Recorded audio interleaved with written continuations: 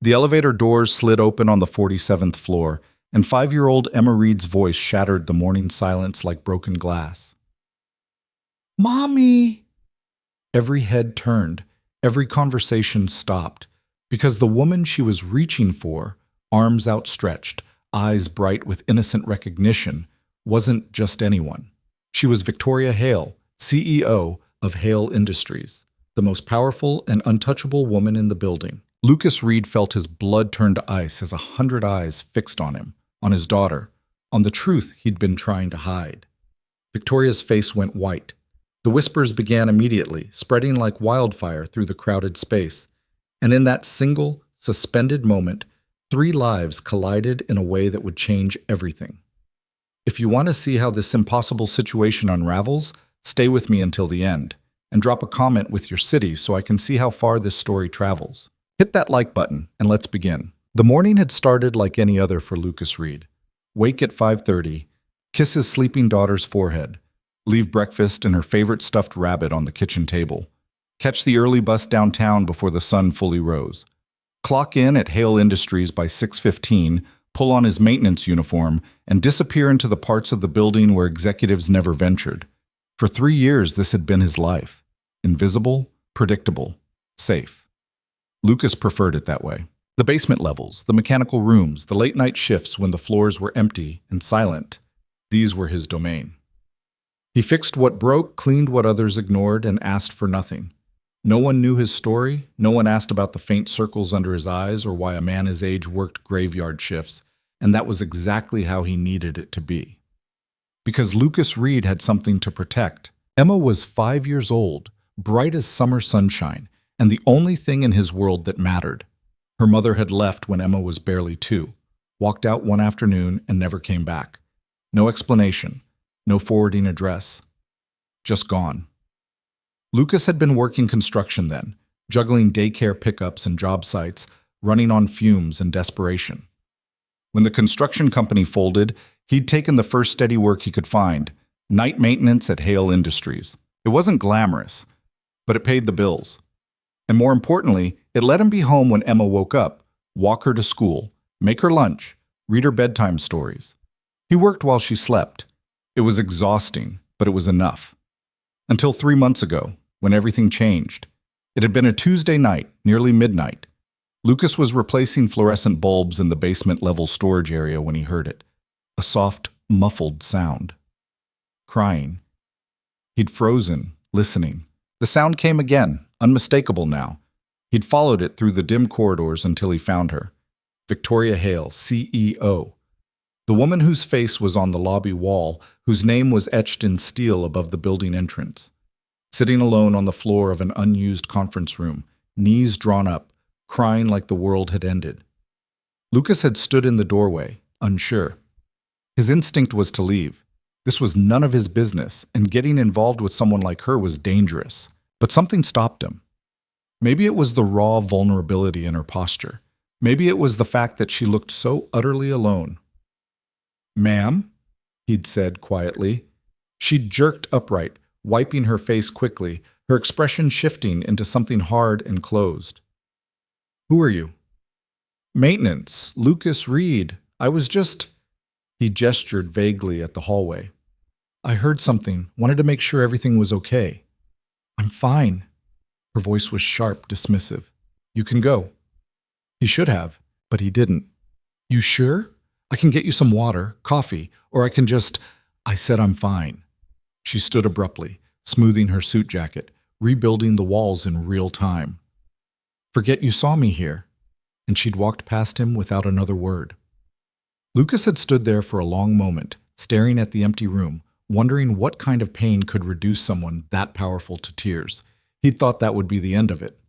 But 2 nights later, she was there again. Same room, same posture. And this time, when he appeared in the doorway, she didn't tell him to leave. "Do you make a habit of wandering around at night?" she asked, not looking at him. "It's my job," Lucas said. "Do you make a habit of crying in storage rooms?" The corner of her mouth twitched, almost a smile. "Apparently."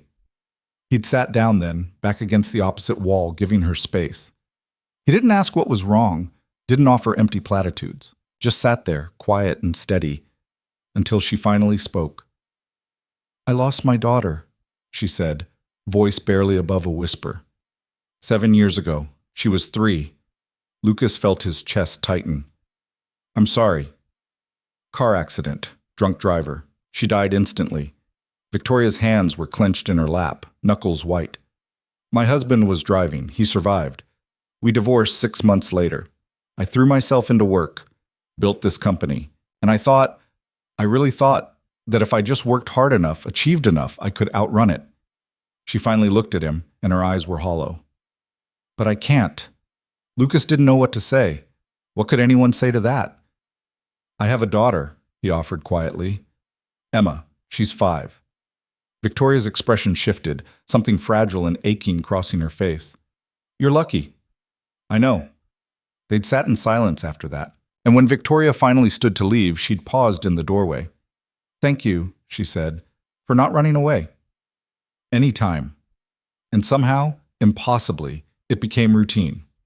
2, 3 times a week, Lucas would find her in that room during his late-night rounds. Sometimes they talked. Sometimes they just sat. She told him about her daughter, Lily, who had loved butterflies and strawberries and singing off-key. He told her about Emma, about bedtime negotiations and picture books, and the way she laughed when he did silly voices. It was strange, surreal.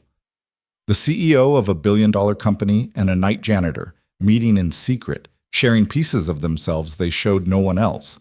And then, one night 3 weeks ago, everything shifted. Lucas had been forced to bring Emma with him to work.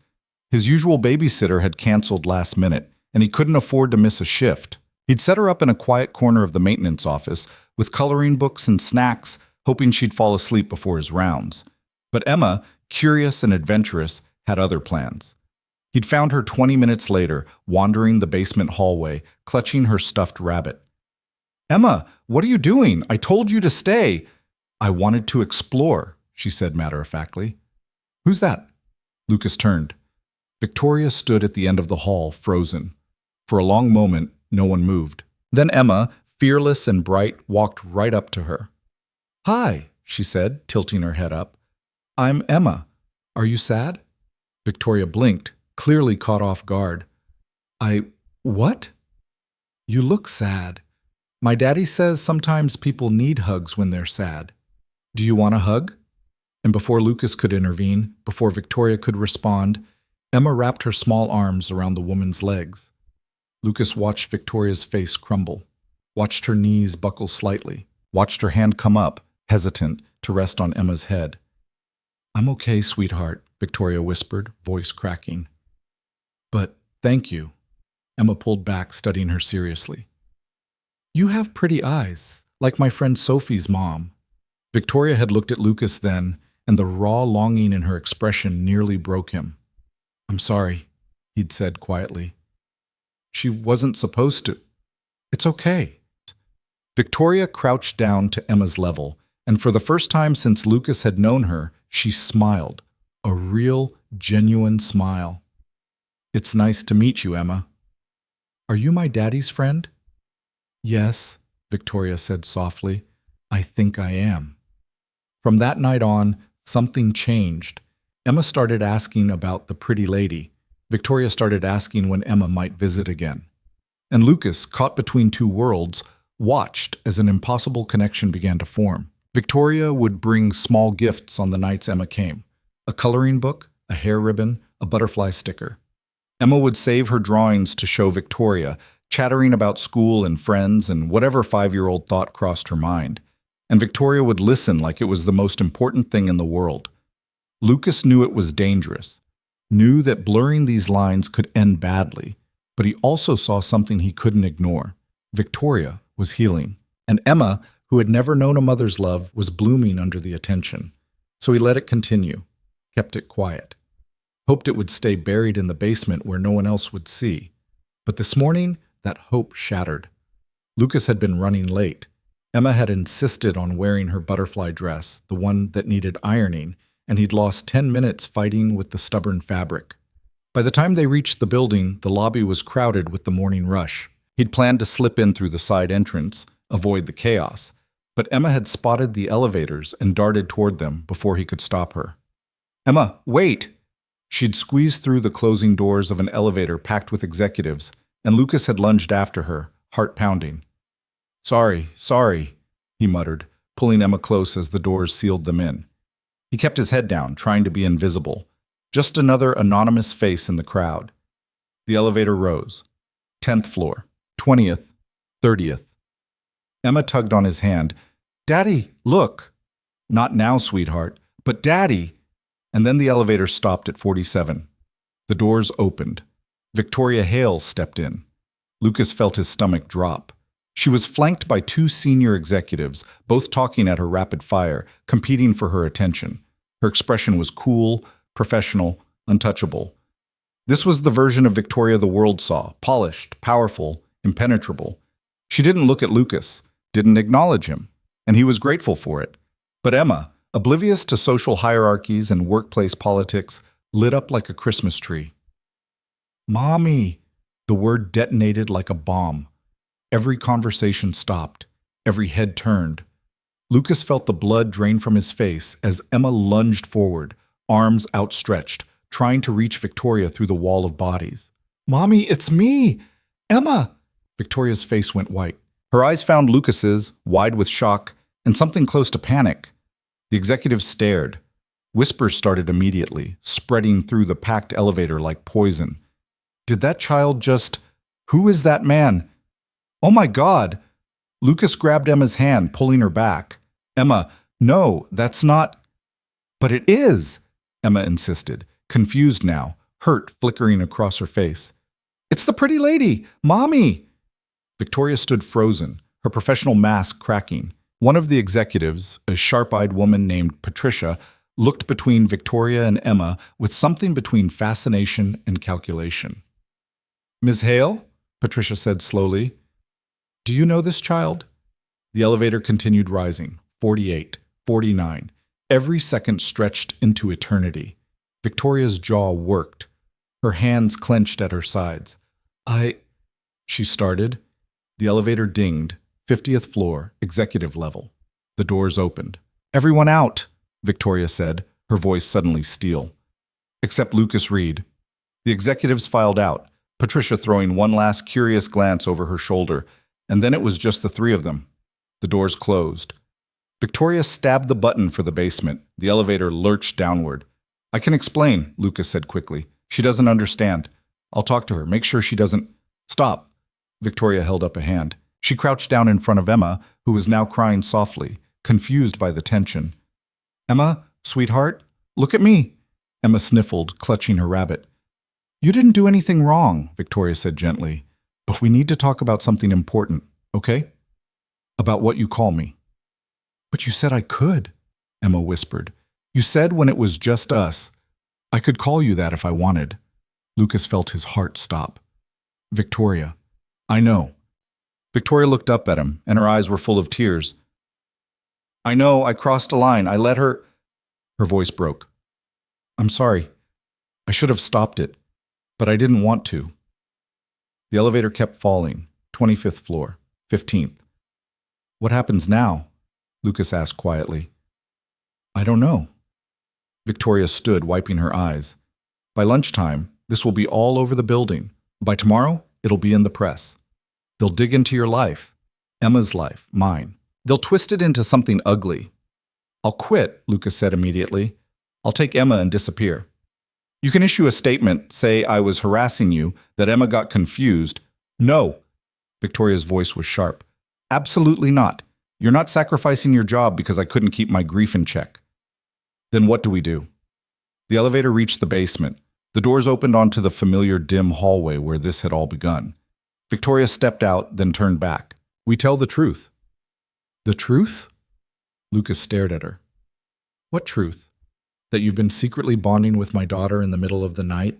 That you let her call you mommy because you lost your own child? Do you have any idea how that sounds?" "I don't care how it sounds." Victoria's expression was fierce now, determined. "I've spent 7 years hiding, pretending, building walls so high no one could see how broken I was. And then I met you. And Emma. And for the first time since Lily died, I felt something other than pain. She looked at Emma, who was watching them both with wide, worried eyes. I'm not going to lie about that. I'm not going to throw you away to protect my image. Victoria, what? I'm going to hold a press conference, she said, this afternoon, and I'm going to explain exactly what happened. The late nights, the conversations. Emma. She took a shaky breath. Let them judge. Let them think what they want. But I'm done pretending I don't care. Lucas felt something crack open in his chest. Fear and hope tangled together. You realize this could destroy you. Maybe, Victoria smiled, sad and genuine. But losing this, losing you, losing Emma, that would destroy me more. Emma tugged on Victoria's sleeve. Are you in trouble? Because of me? No, baby, Victoria said, kneeling again. I'm not in trouble. But some people might not understand why I care about you so much. They might say mean things. Because you're important and we're not? Victoria's expression turned fierce. Because they're small-minded and cruel. But you, Emma Reed, are one of the most important people in my world. Don't you ever think differently. Emma threw her arms around Victoria's neck, and Victoria held her tight, eyes squeezed shut, holding on like she'd drown without that connection. Lucas watched them, and something inside him shifted. For 3 years, he'd been so focused on protecting Emma, on keeping their small world safe and contained, that he'd forgotten what it felt like to let someone in. But maybe safety wasn't enough. Maybe Emma deserved more than just survival. Maybe they both did. Okay, he said quietly. Victoria looked up. Okay? We do this your way. Press conference, truth, all of it. He managed a shaky smile. Just promise me one thing. Anything. When this blows up in our faces, you don't disappear. You don't decide we're too much trouble and walk away. Victoria stood, Emma still in her arms. She looked Lucas straight in the eye. I'm not walking away, she said. Not from Emma, and not from you. The weight of those words settled over them like a promise. Somewhere above them, the building was already buzzing with gossip. By noon, the rumors would be everywhere. By evening, the media would be circling. But down here, in the quiet basement where it had all begun, 3 people stood together. And for the first time in years, Lucas Reed let himself hope. The rest of the day passed in a blur. Victoria disappeared upstairs to prepare, leaving Lucas and Emma in the basement. He'd called in sick. There was no point pretending he could work through this, and spent the morning trying to explain to a 5-year-old why calling someone mommy could cause such a big problem. But I love her, Emma said, confused. And she loves me. That's what mommies do. I know, baby, but it's complicated. Why? Because the world is cruel and judgmental and doesn't understand that love doesn't follow rules, Lucas thought. But he couldn't say that to his daughter. Because sometimes grown-ups make things harder than they need to be, he said instead. At 2 o'clock, Victoria's assistant appeared in the basement, a young woman named Jennifer who looked both terrified and determined. Ms. Hale asked me to bring you upstairs, she said. The press conference is in 30 minutes. She wants you there. Lucas felt his stomach flip. On camera? She didn't say, but she was very clear that you needed to be present. He looked at Emma, who was coloring quietly in the corner. I can't bring her into that. There's a private room adjacent to the conference hall. She can wait there with me. Ms. Hale thought of everything. Of course she did. They rode the elevator up, a different one, avoiding the main lobby. Jennifer led them through back corridors to a small, comfortable room with a TV, snacks, and enough toys to keep Emma entertained. You'll be okay here? Lucas asked, kneeling in front of his daughter. Emma nodded seriously. I'll be good. I promise. I know you will. He kissed her forehead. I love you, Butterfly. Love you, Daddy. Jennifer led him to another room. This one had a one-way mirror looking into the main conference hall. Lucas could see everything without being seen. The hall was packed. Reporters, cameras, journalists with notepads and hungry expressions. At the front of the room stood a podium, and behind it, Victoria. She looked calm, composed. But Lucas could see the tension in her shoulders, the slight tremor in her hands as she gripped the podium's edge. A door opened. Victoria's head of PR, Marcus Chen, stepped up beside her and tapped the microphone. Thank you all for coming on short notice, he said. Ms. Hale has a statement to make. She will not be taking questions at this time. The room erupted immediately with shouted questions. Marcus held up a hand, waiting for silence. When the noise finally died down, he stepped aside. Victoria took a breath and began. This morning, an incident occurred in one of our elevators, she said, her voice steady and clear. A 5-year-old child called me mommy in front of multiple witnesses. I'm sure many of you are here hoping for a scandal, a secret affair, a hidden family. I'm sorry to disappoint you, but the truth is both simpler and more complicated than that. She paused, gathering herself. 7 years ago, I lost my daughter, Lily, in a car accident. She was 3 years old. In the years since, I've buried myself in work, convinced that achievement could fill the void her death left behind. It couldn't. 3 months ago, I met Lucas Reed, one of our night maintenance workers, during a particularly difficult evening. He showed me kindness when I needed it most. We became unlikely friends. The reporters were scribbling furiously, cameras clicking. Several weeks ago, Mr. Reed's daughter, Emma, accompanied him to work one evening. She's 5 years old, bright, compassionate, and completely unaware of social hierarchies. When she saw me, she wasn't intimidated. She simply saw someone who looked sad and offered comfort. Over the following weeks, during late-night shifts when the building was empty, Emma and I formed a connection. I gave her small gifts. She showed me her drawings. And yes, she began calling me Mommy. Victoria's voice wavered slightly. I should have stopped it. I knew it was inappropriate, but I was selfish, because for the first time since Lily died, I felt like I could breathe. Emma's presence, her innocent affection, reminded me of what I'd lost, but also gave me something I desperately needed. Hope. She looked directly into the cameras. This morning's incident was not planned. It was a child seeing someone she cares about and reacting naturally. Mr. Reed had no knowledge that Emma would call me that in public. He is not at fault. I am. I allowed a personal relationship to develop in a way that could be misinterpreted. But I want to be absolutely clear. There is nothing inappropriate about my relationship with Lucas Reed or his daughter. There is only grief, healing, and an unexpected connection that has meant everything to me. The room was silent now. Even the reporters had stopped moving. I'm sure there will be speculation, judgment, criticism of my judgment or Mr. Reed's parenting. But I'm asking you to consider this. What if, instead of tearing down a single parent trying his best and a woman trying to survive her grief, we recognize that human connection takes many forms, that family isn't always blood, that sometimes broken people find each other in unexpected places and help each other heal? Victoria's hands were shaking now, but her voice remained strong. I don't regret meeting Lucas and Emma Reed. I don't regret the time we've spent together. And I'm not going to apologize for caring about them. If that costs me this company, so be it. Some things matter more than profit margins and public image. She stepped back from the podium. Marcus moved forward immediately. That's all. Thank you. But Victoria held up a hand.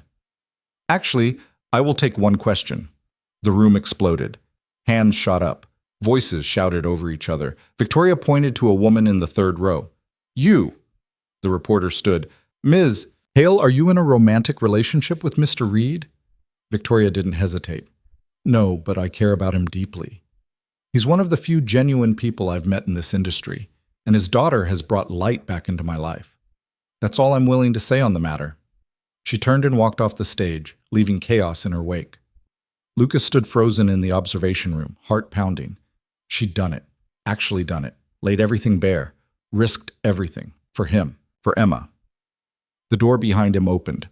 Victoria stepped through, and the cool composure she'd shown on camera crumbled instantly. Was that stupid? She asked, voice small. That was stupid, wasn't it? I just ended my career on live television. Lucas crossed the room and pulled her into his arms. She went rigid for half a second, then collapsed against him, shaking. Thank you, he said quietly, for not running, for not lying, for not throwing us away. I meant every word, Victoria whispered against his shoulder. Every single word. They stood there for a long moment, holding each other while the world outside went insane. And in the next room, Emma Reed colored happily, completely unaware that she'd just changed everything. The fallout was immediate and brutal. By the time Lucas returned to the basement with Emma, his phone had 17 missed calls and 43 text messages. Most were from numbers he didn't recognize. Two were from his building superintendent, asking if the Victoria Hale's secret family trending on social media was actually him. One was from Emma's school principal, requesting an urgent meeting. He turned the phone off and pulled Emma close. "Daddy, why do you look scared?" she asked, her small hand patting his cheek. "I'm not scared, Butterfly, just tired." Miss Victoria looked tired too. "Is she okay?" Lucas thought about the way Victoria had trembled in his arms, the way her carefully constructed armor had finally shattered. "She will be." Jennifer appeared in the doorway, looking harried. "Mr. Reed, Miss Hale would like to see you in her office. I can stay with Emma. Is it safe for me to go up there?" "Security has cleared the executive floor. The reporters are contained in the lobby." She managed a small smile. Miss Hale was very specific about that. Lucas hesitated, looking at his daughter. "Go," Jennifer said gently. "I have a little sister Emma's age. We'll be fine." He found Victoria standing at the floor-to-ceiling windows of her office, staring out at the city below. She'd removed her suit jacket and her shoulders were slumped with exhaustion. She didn't turn when he entered. "They're calling for my resignation," she said quietly. "The board. They've scheduled an emergency meeting for tomorrow morning." Lucas felt his stomach drop. "Victoria, Marcus says the stock dropped 3% in the last hour. 3% because I admitted to caring about a child." She laughed, but there was no humor in it. "Apparently that's bad for business." "Well, then we end this," Lucas said firmly.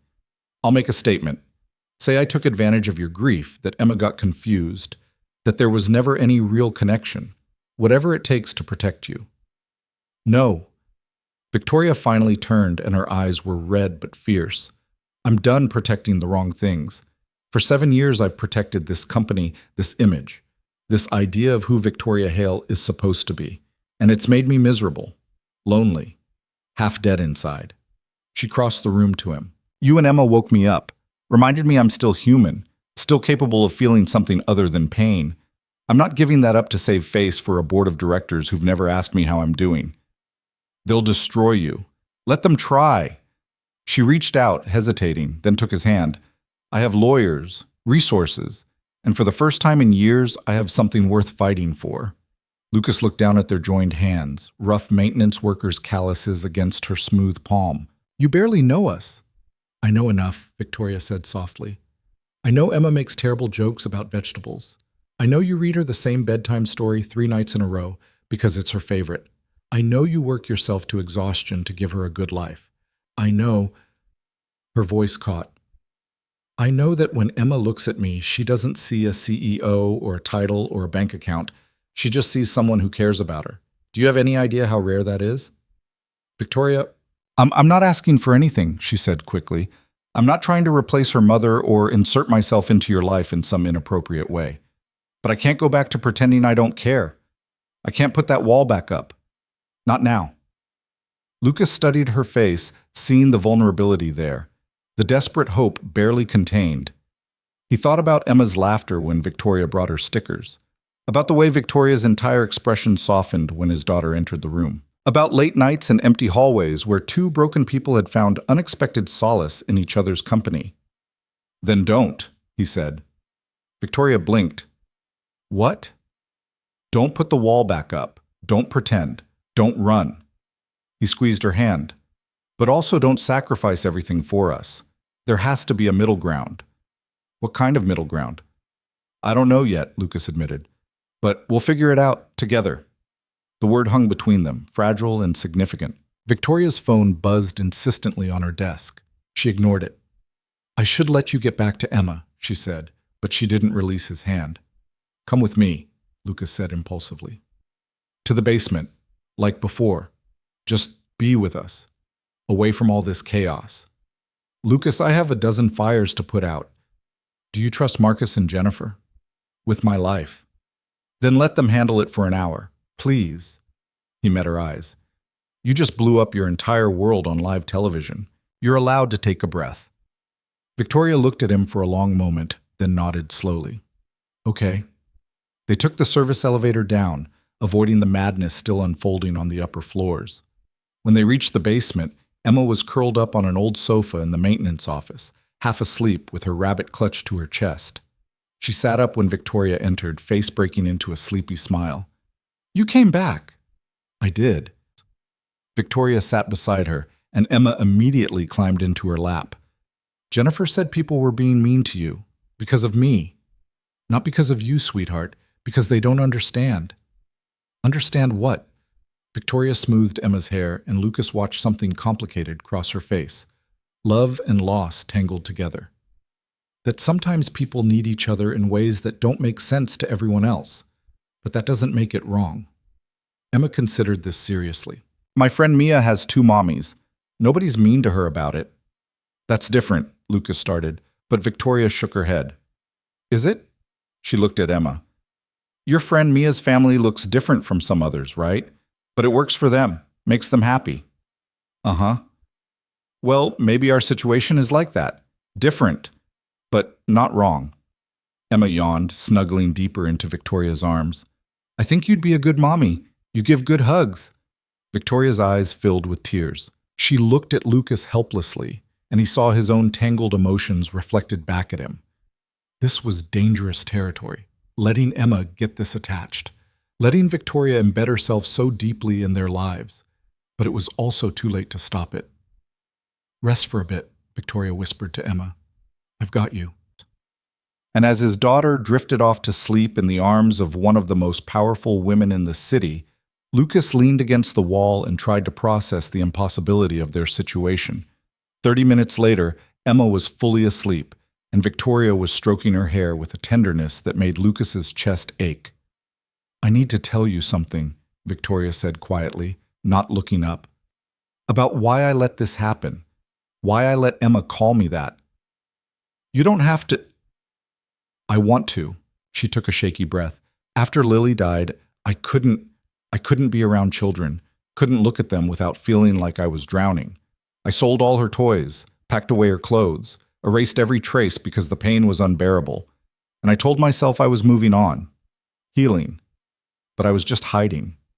Lucas sat down across from them, listening. "When I met Emma that first night, I nearly ran.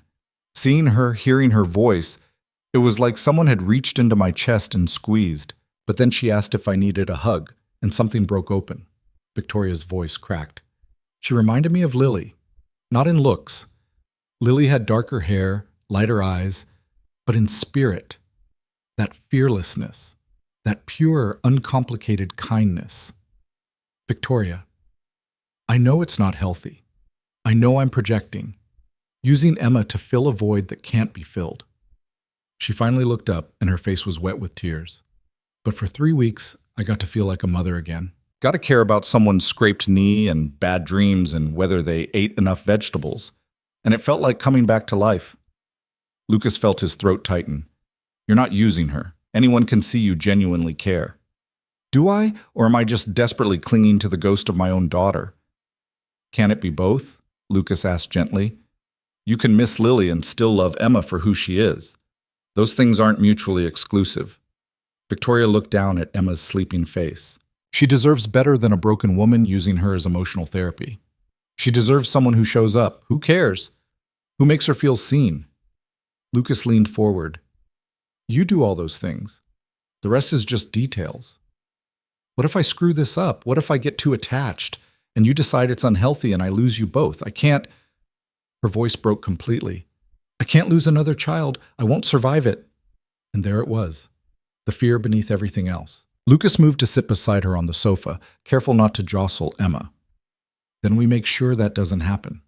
We set boundaries, talk openly, figure out what this relationship can be without anyone getting hurt." "How?" Victoria asked helplessly. "How do we navigate this? There's no roadmap for CEO becomes emotionally dependent on employee's child."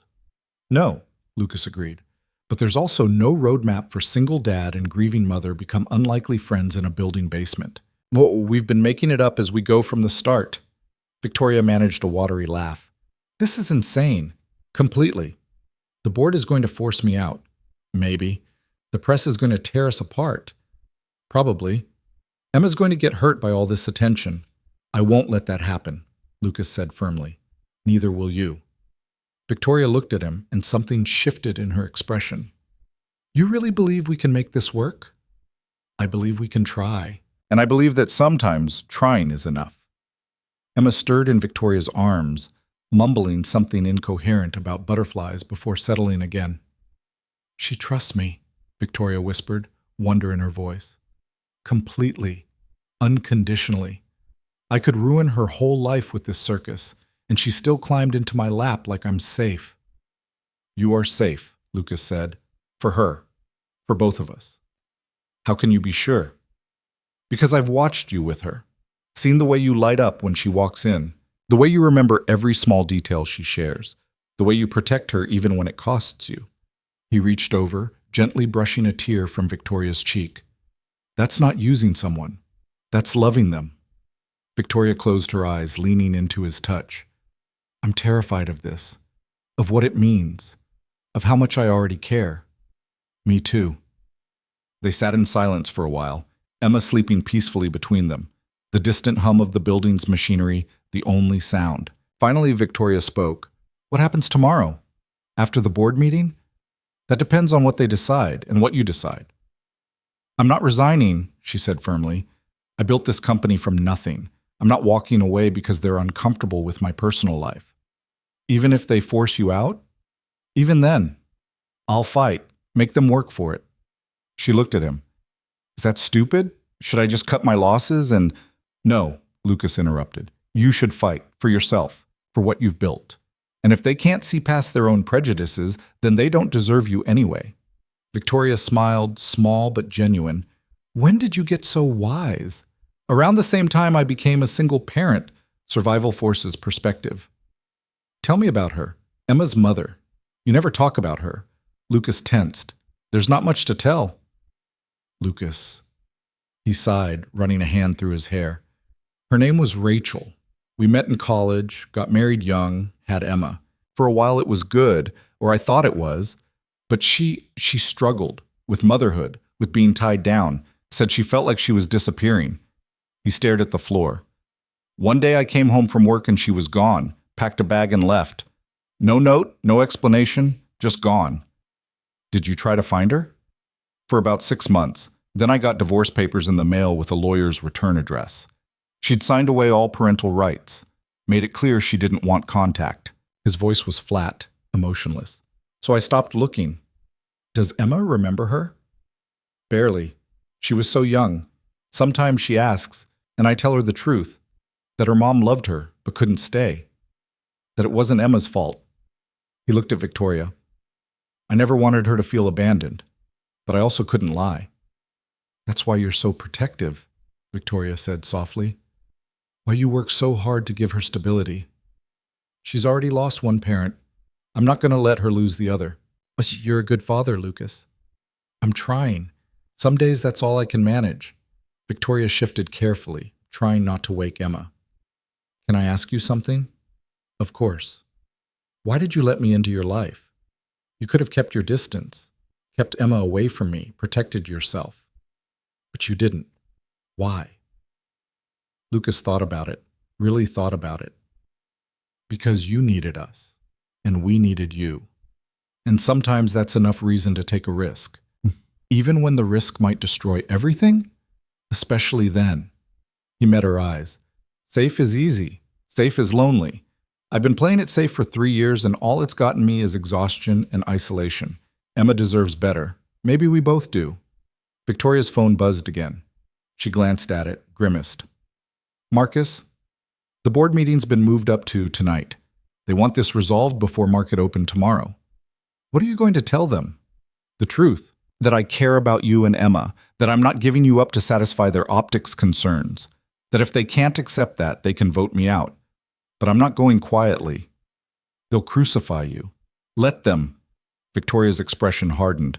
I've been crucified before. I survived. This is different. I know. She looked down at Emma, still sleeping peacefully. But she's worth it. You're both worth it. Lucas wanted to argue, to tell her she was throwing away too much, that they weren't worth her career and reputation. But looking at her face, he saw something he recognized, the same fierce protectiveness he felt for Emma reflected back at him. Victoria wasn't doing this out of obligation or guilt. She was doing it because she'd chosen them, claimed them as hers.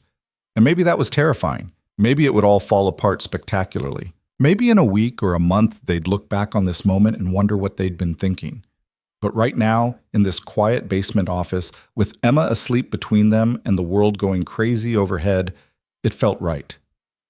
"I need to go," Victoria said reluctantly. "Face the firing squad." "Do you want me there?" She looked surprised. "You do that? You stood up for us in front of the entire world. The least I can do is stand beside you in a boardroom. Lucas, they'll eat you alive. These people, they're sharks.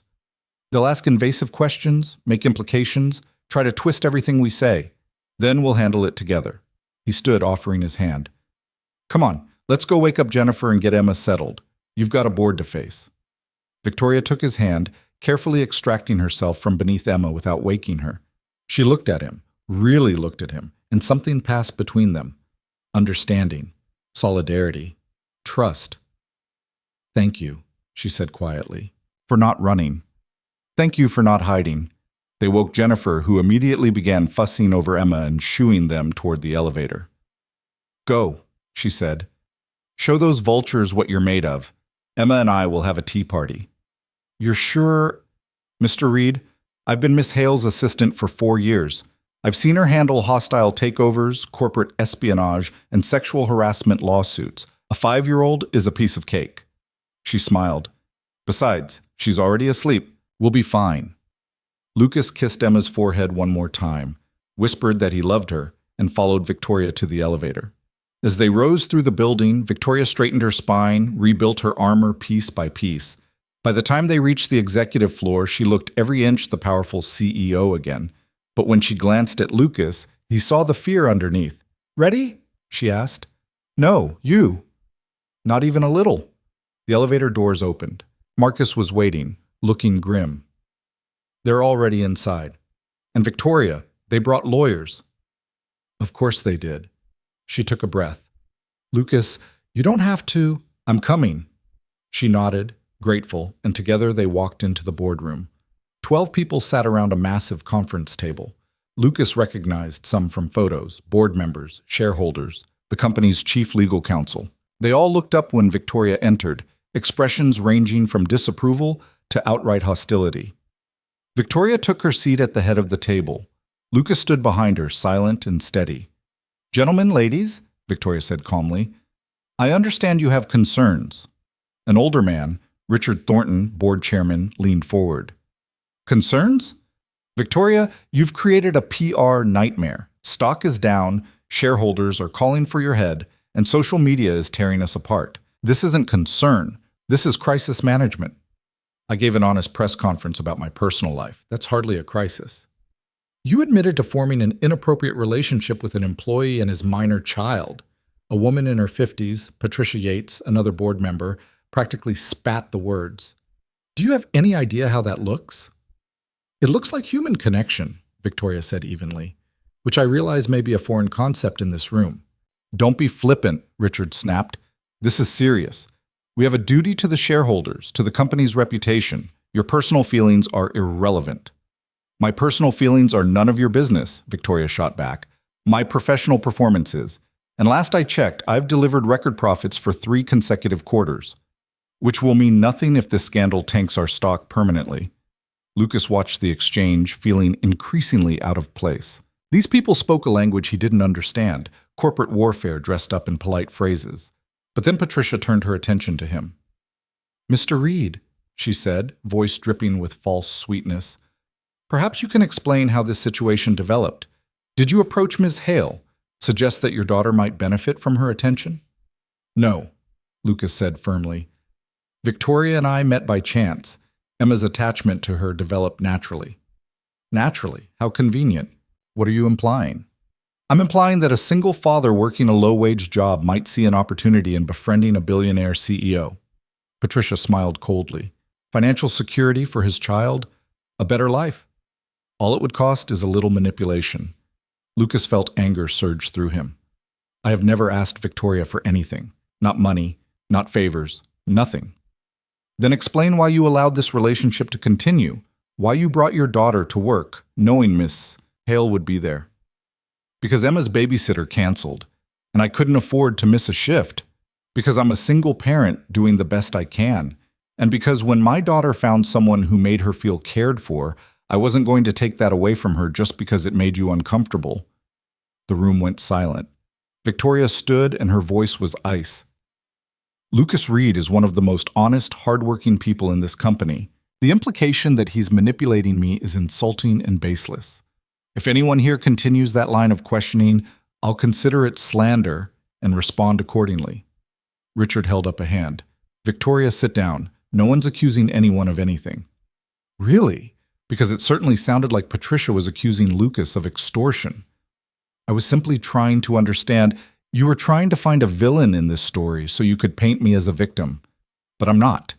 I made choices. Adult, informed choices about who I spend my time with."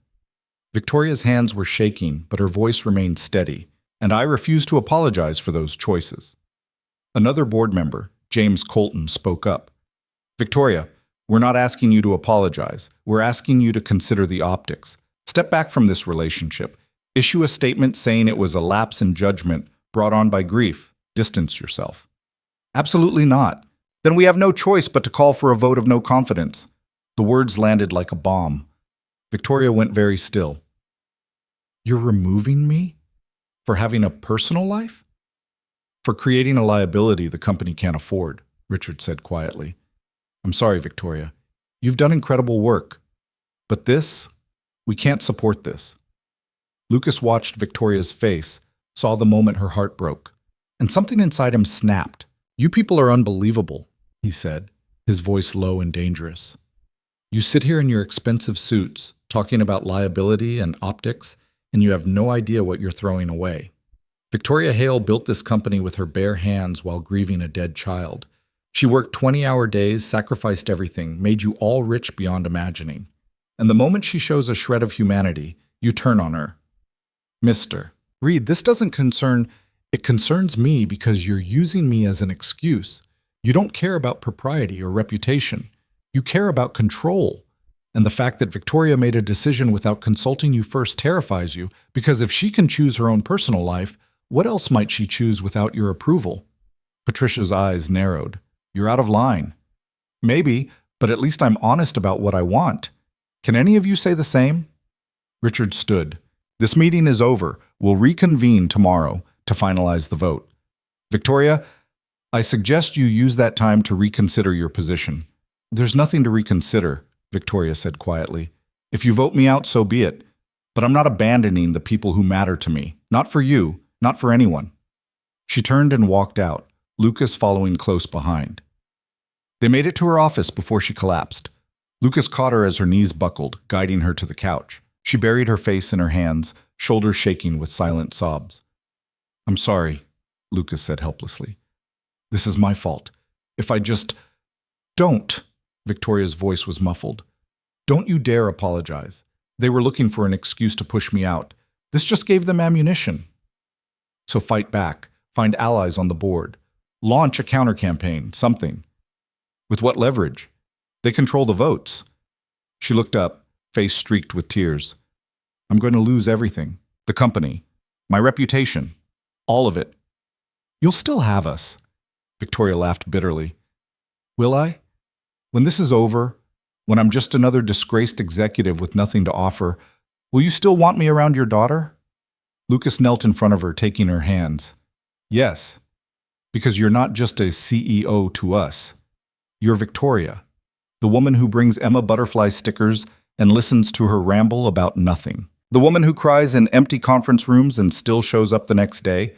That's who we care about, not your title or your money. You say that now, Jete. I mean it now, and I'll mean it tomorrow, and the day after." He squeezed her hands. "You're not alone in this, not anymore." Victoria stared at him, searching his face for doubt or deception. Finding none, she pulled him into a fierce hug. "I'm so scared," she whispered against his shoulder. "I know. Me too." They held each other while the city lights flickered outside and the future hung uncertain overhead. And somewhere in the basement, Emma Reed slept peacefully, completely unaware that the adults in her life were fighting a war to keep their impossible family intact. The board voted her out at 9 the next morning. Lucas wasn't there to see it happen. Victoria had insisted he stay home with Emma, protect her from the media circus that had set up camp outside the building. But Marcus called with the news, his voice tight with anger. Unanimous, he said. Every single one of them.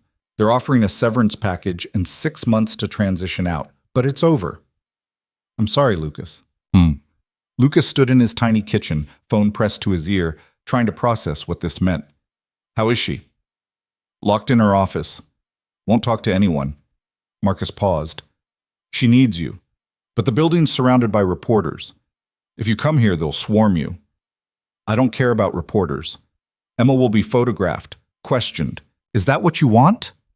Lucas looked through the doorway at his daughter, who was building a tower out of blocks on the living room floor, blissfully unaware that her world was being turned upside down. No, he said quietly, but I can't just leave Victoria alone. I'll keep trying to reach her, but Lucas, she's going to need more than either of us can give. This isn't just about losing her job. It's about losing the thing she built her entire identity around. After Marcus hung up, Lucas sat down heavily at the kitchen table. Emma appeared beside him moments later, climbing into his lap without invitation. You look sad, Daddy. I am sad, Butterfly. Is it because of Miss Victoria? He should have known Emma would make the connection. She was far more perceptive than most 5-year-olds. Yeah, she's having a really hard day. Can we go see her? I could give her Mr. Hoppy. Emma held up her stuffed rabbit. He always makes me feel better. Lucas felt his throat tighten. That's very sweet, baby. But Miss Victoria's at work, and there are a lot of people there who might bother us. The mean people from TV. He'd tried to shield her from the news coverage, but she'd caught glimpses. Images of Victoria leaving the press conference, talking heads debating whether her behavior was inappropriate. Headlines that made Lucas want to throw his television out the window. Yeah, the mean people. Emma frowned, thinking hard. But Miss Victoria needs us. You said people need each other when things are hard. I did say that. So we should go. The simple logic of a child. No complications, no considerations of optics or consequences, just the fundamental truth that someone they cared about was hurting. Lucas pulled Emma close, kissing the top of her head. You're right. We should go. Getting into the building proved easier than expected. Lucas called Jennifer, who met them at a service entrance 3 blocks away, and smuggled them in through the loading dock. Emma thought it was a grand adventure, whispering conspiratorially as they navigated basement corridors and freight elevators. Are we secret agents? She asked, eyes wide. Something like that, Jennifer said, managing a smile despite the tension radiating off her. We're on a rescue mission. When they reached the executive floor, the hallways were eerily empty. Victoria's staff had apparently been given the day off, or had fled to avoid association with the disgraced CEO. Only Marcus remained, standing guard outside Victoria's office door. She won't open it, he said grimly. Won't answer calls. I'm starting to get worried. Let me try, Lucas said. He knocked softly. Victoria, it's Lucas. And Emma. Silence. We brought Mr. Hoppy, Emma announced. He's very good at hugs. More silence. Then finally, the sound of movement. The lock clicked, and the door opened just wide enough for Victoria to peer through. She looked terrible. Eyes red and swollen, makeup smeared, hair falling out of its usual perfect arrangement. She stared at them like she couldn't quite believe they were real. You came, she whispered. Of course we came, Lucas said gently. Emma squeezed through the gap, pushing the door open wider. You look really sad. Do you want Mr. Hoppy? Victoria's face crumpled. She dropped to her knees and pulled Emma into a crushing embrace, and Emma wrapped her small arms around Victoria's neck and held on tight. It's okay, Emma said, patting Victoria's back the way Lucas did when she had nightmares. Everything's going to be okay. Lucas stepped inside, closing the door behind them. Marcus gave him a grateful nod before disappearing down the hallway. Victoria was crying openly now, clutching Emma like a lifeline. I'm sorry. I'm so sorry. This is all my fault. You're going to be harassed because of me. Photographed? Questioned? Stop, Lucas said firmly. He sat down on the floor beside them. None of this is your fault. You told the truth. They punished you for it. That's on them, not you. I lost everything. Victoria's voice was ragged. 7 years of work, gone, because I couldn't keep my personal life separate. You lost a job, Lucas corrected. Not everything. This was all I had. No, it wasn't. He reached out, gently touching her shoulder. You have us, and we're not going anywhere. Victoria looked at him, and the devastation in her eyes was almost unbearable. Why? Why would you stay? I can't offer you anything now. No connections, no money, no... We never wanted those things, Lucas interrupted. Emma doesn't care that you're a CEO. She cares that you remember her favorite color is purple and that you always ask about her day. I don't care about your title or your bank account. I care that you showed up in that basement night after night, even when it was hard. That you risked everything to be honest about caring for us. Emma pulled back, cupping Victoria's face in her small hands. You're still my mommy. Jobs don't matter. The word hit Victoria like a physical blow. She closed her eyes, fresh tears streaming down her face. Emma, sweetheart, Lucas started, but Victoria shook her head. It's okay. She opened her eyes, looking at Emma with something between wonder and grief. Is that really what you want? To call me that? Emma nodded solemnly. You're sad like a mommy, and you care like a mommy, and you give hugs like a mommy, so you're my mommy. She paused, considering. Is that okay? Victoria's hands were shaking as she touched Emma's face. I would be honored. But Emma, you need to understand I'm not replacing your birth mother. And I don't want to confuse you or... I know, Emma said simply. Some kids have one mommy, some have two, some have daddies or grandmas or other people. I have a daddy and you. That's my family. The pure, uncomplicated acceptance in those words broke something open in Victoria. She pulled Emma close again, and this time when she cried, it sounded different, less like grief and more like release. Lucas sat with them, one hand on Victoria's back, feeling the weight of what was happening. This wasn't just comfort. It wasn't just emotional support. This was a choice being made, a bond being claimed. Emma was choosing Victoria as her mother, and Victoria was accepting that role despite everything it might cost. And Lucas, sitting there on the floor of an empty office, realized he was choosing too. Choosing to let Victoria into their lives fully and irrevocably. Choosing to trust that this impossible connection was worth the risk. After a while, Emma wriggled free, distracted by the view from Victoria's window. She pressed her nose against the glass, marveling at the city spread out below. Victoria wiped her face, trying to compose herself. I'm sorry, I'm a mess, son. You're allowed to be a mess, Lucas said. You just lost your company. I deserved to lose it. I was reckless, selfish. You were human. Victoria laughed weakly. The board would disagree. The board can go to hell. She looked at him, surprised by the vehemence in his voice. Lucas, I mean it. Those people sat in that room and judged you for showing compassion, for caring about a child, for being something other than a corporate robot. If that's what it takes to keep their approval, then losing it is a blessing. Easy to say when it's not your life's work being destroyed. Is it, though? Lucas leaned back against the desk. Was that company really your life's work? Or was it just the thing you hid behind so you didn't have to deal with losing Lily? Victoria flinched. That's not fair. Maybe not. But is it true? She stared at him, anger and hurt warring across her face. You think I built $1 billion company just to avoid my feelings? I think you poured everything into that company because it was easier than facing the fact that your daughter was gone and you had no idea how to live without her. I think you worked yourself to exhaustion because stopping meant feeling. And I think somewhere along the way, you convinced yourself that success was the same thing as healing. He held her gaze. But it's not. You don't know anything about my grief. You're right. I don't. But I know about running. And Victoria, you've been running for 7 years. The words hung between them, sharp and challenging. Emma chose that moment to return, oblivious to the tension. Can we get lunch? I'm hungry. Victoria's expression softened immediately. Of course, sweetheart. What sounds good? Pizza. Pizza it is. They ended up ordering from a place down the street, eating on the floor of Victoria's office like children having a picnic. Emma chattered away about school and friends and a loose tooth that was driving her crazy, and gradually the terrible weight of the morning began to lift. Lucas watched Victoria with his daughter, saw how naturally she fell into the rhythm of parenting, cutting pizza into manageable pieces, wiping sauce from Emma's chin, listening with genuine interest as Emma explained the complex social dynamics of kindergarten.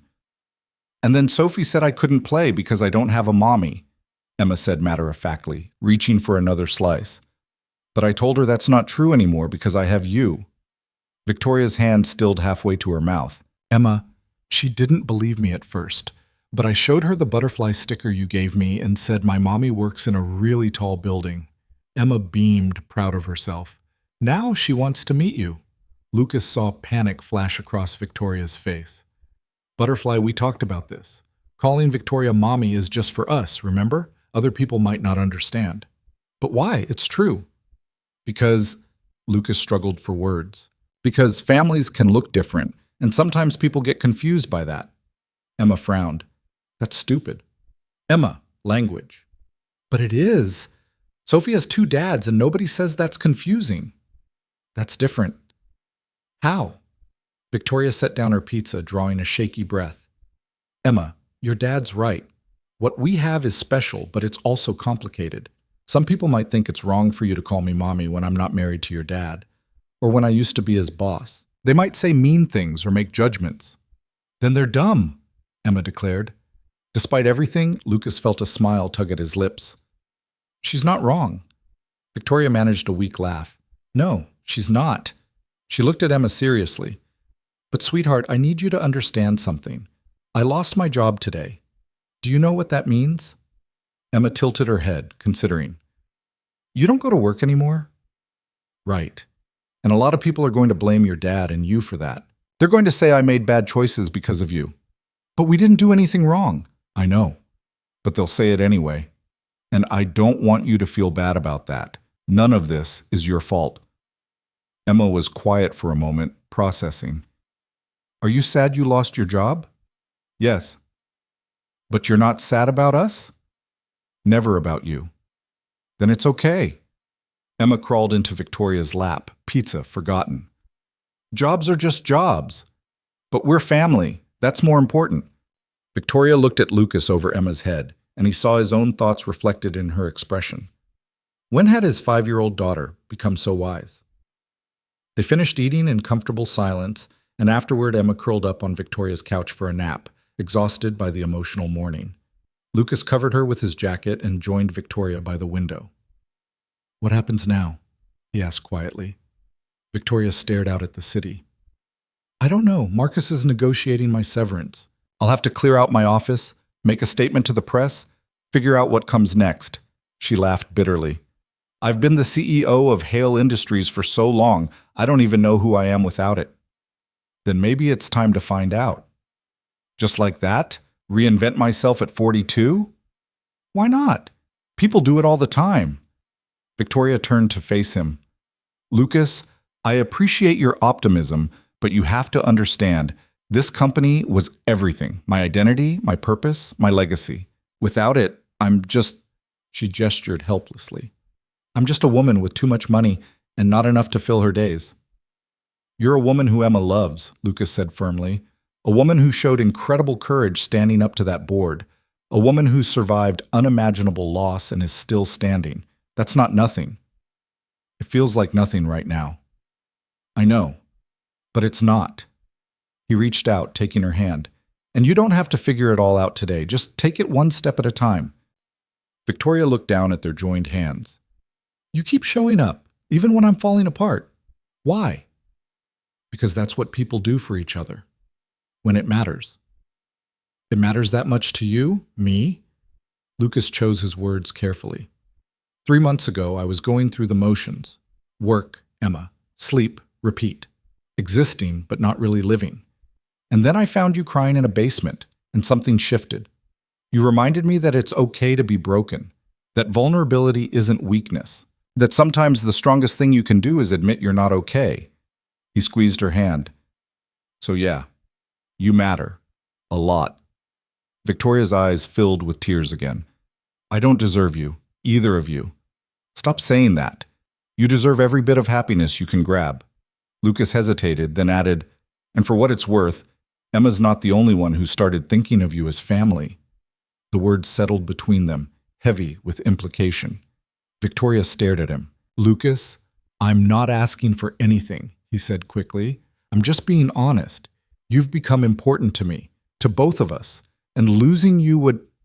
He swallowed hard. It would break us. You barely know me. I know enough. I know you're brave and kind and fierce when protecting the people you love. I know you cry during sad movies and that you hate coffee but pretend to like it in meetings. I know you remember every small detail Emma shares and that you check on the night maintenance staff to make sure they're okay. He met her eyes. I know that underneath all the armor and walls, you're one of the best people I've ever met. Victoria pulled her hand away, wrapping her arms around herself. You see what you want to see. Some idealized version who doesn't exist. I see you, the real you, and that's who I care about. Lucas, we can't... She struggled for words. I'm not emotionally healthy enough for whatever you're suggesting. I'm barely holding it together on a good day. Add romantic feelings to this mess and...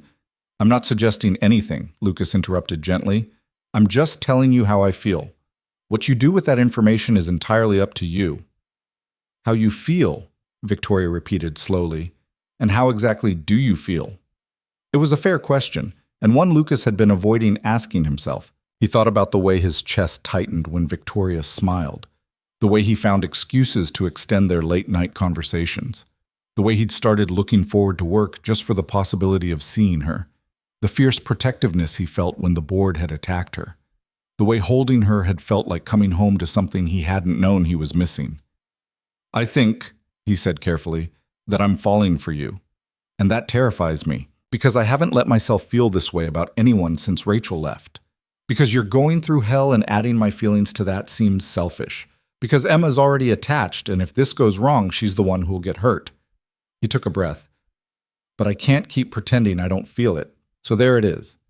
Do with it what you will. Victoria stood very still, processing. You realize how complicated this is? How many reasons this is a terrible idea? About 1,000, yeah. I was your boss until this morning. Technically, you still are for the next 6 months. Lucas, I'm serious. The power dynamic alone doesn't exist anymore. You're not my boss. You're just Victoria, a woman I care about who happens to be going through a crisis. A woman you barely know who comes with massive amounts of baggage. We all have baggage. At least yours comes with honesty. Victoria paced to the window and back, agitated. What if I can't do this? What if I'm too broken, too damaged by Lily's death to be what you and Emma need? Then we figure it out together. Or we don't. But we try. And if trying destroys everything, then at least we tried. Lucas stood, closing the distance between them. Victoria, I'm not asking you to marry me or move in or make any grand gestures. I'm just asking you not to run. Not to use this disaster with the board as an excuse to disappear from our lives. That would be easier. Easier isn't always better. Victoria looked at him, and he saw every emotion warring across her face. Fear, hope, grief, longing. The accumulated weight of 7 years of pain pressing against the fragile possibility of something new. I don't know how to do this, she whispered. I don't know how to be what Emma needs. What you need. None of us do. We're all making it up as we go. He reached out slowly, giving her time to pull away, and cupped her face in his hands. But maybe that's okay. Maybe perfect isn't what matters. Maybe just showing up is enough. Victoria closed her eyes, leaning into his touch. You make it sound simple. It's not, but it could be worth it. When she opened her eyes, there were tears on her lashes. If I do this, if I let myself care about you the way I already care about Emma, I need you to promise me something. Anything. Promise me you'll tell me if it's too much. If I'm crossing lines or being inappropriate or using you both as emotional crutches. Promise me you won't let me hurt Emma just because I can't let go of my own daughter. I promise. But Victoria, you're not using us. You're loving us. There's a difference. Is there? How can you be sure? Because I see how you are with Emma. The way you light up when she walks in a room. The way you remember every small thing she tells you. The way you protect her without smothering her. That's not using someone. That's genuine care. Victoria's breath hitched. She makes me feel like I have a purpose again, like I matter beyond money and success. You do matter. You've always mattered. Then why does it feel like I'm only just starting to believe it?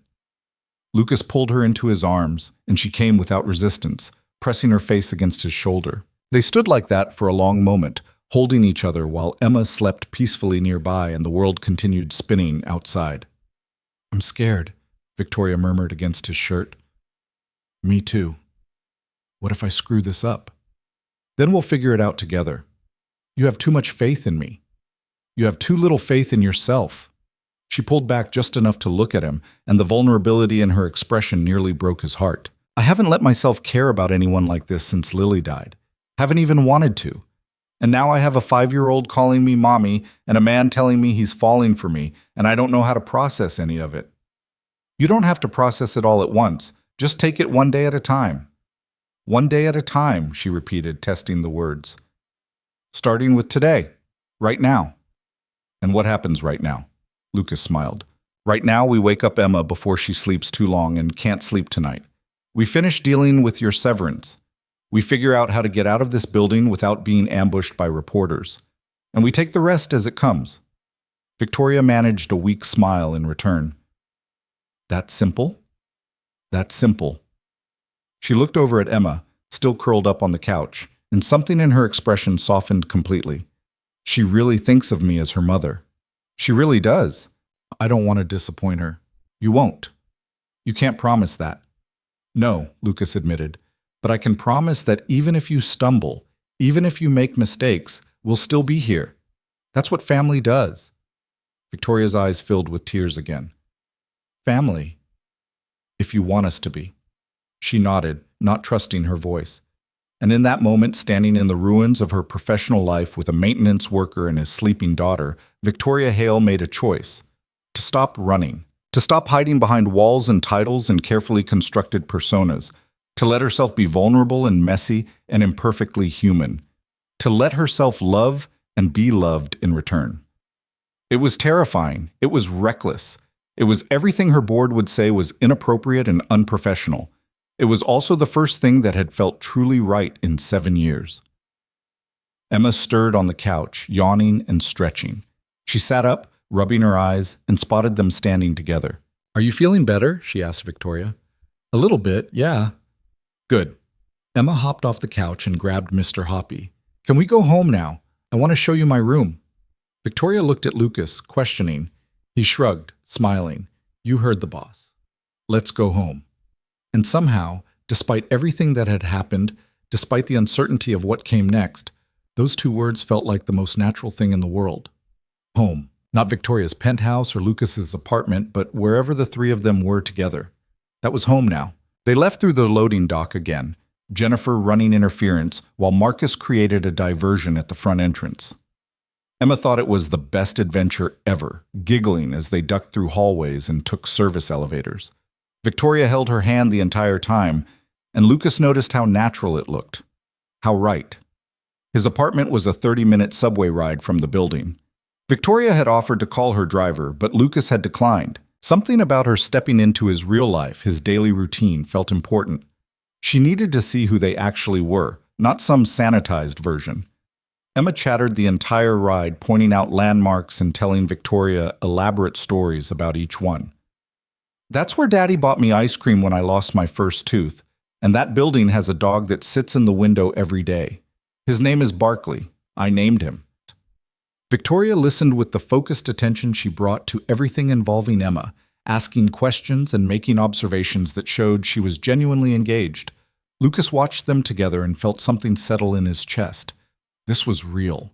This was happening. When they reached his building, a rundown brownstone in a neighborhood that had seen better days, Lucas felt a flash of self-consciousness. Victoria lived in a penthouse overlooking the city.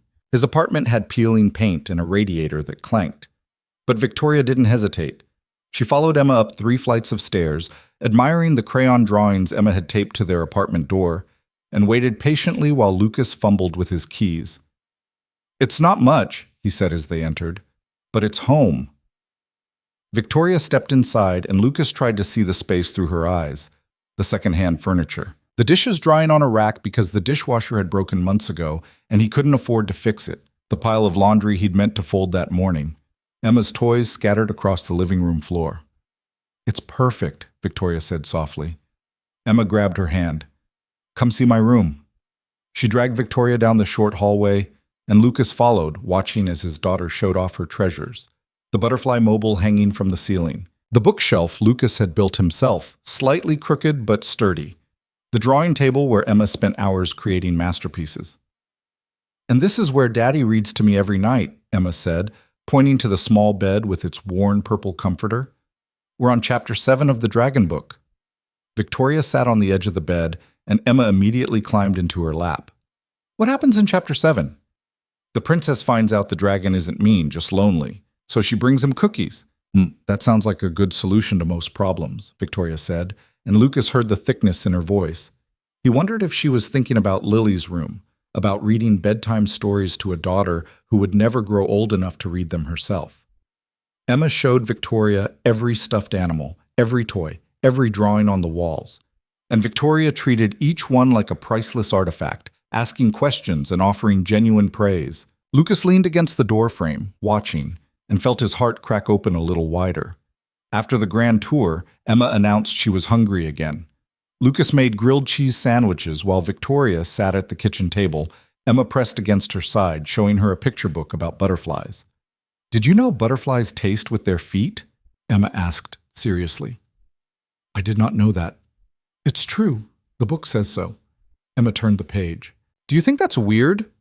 "A little bit, but also kind of amazing." Lucas set plates on the table, and they ate together in comfortable domesticity. No servants, no fancy restaurants, just 3 people sharing a simple meal in a cramped kitchen. And somehow it felt more intimate than anything Lucas had experienced in years.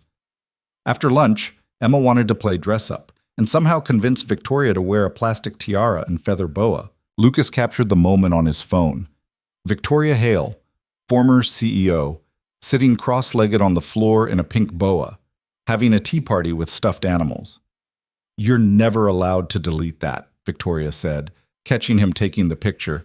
"Wouldn't dream of it." "I mean it, Lucas. If that shows up anywhere, it won't. It's just for us." He sat down beside her, accepting a plastic teacup from Emma. "Besides, I think it might be my favorite picture of you." Victoria looked at him, surprise flickering across her face. "Really? Not the professional headshots or magazine covers?" "Really, because this is you being real, being happy. I'm sitting on the floor in a feather boa having tea with Mr. Hoppy." "Exactly."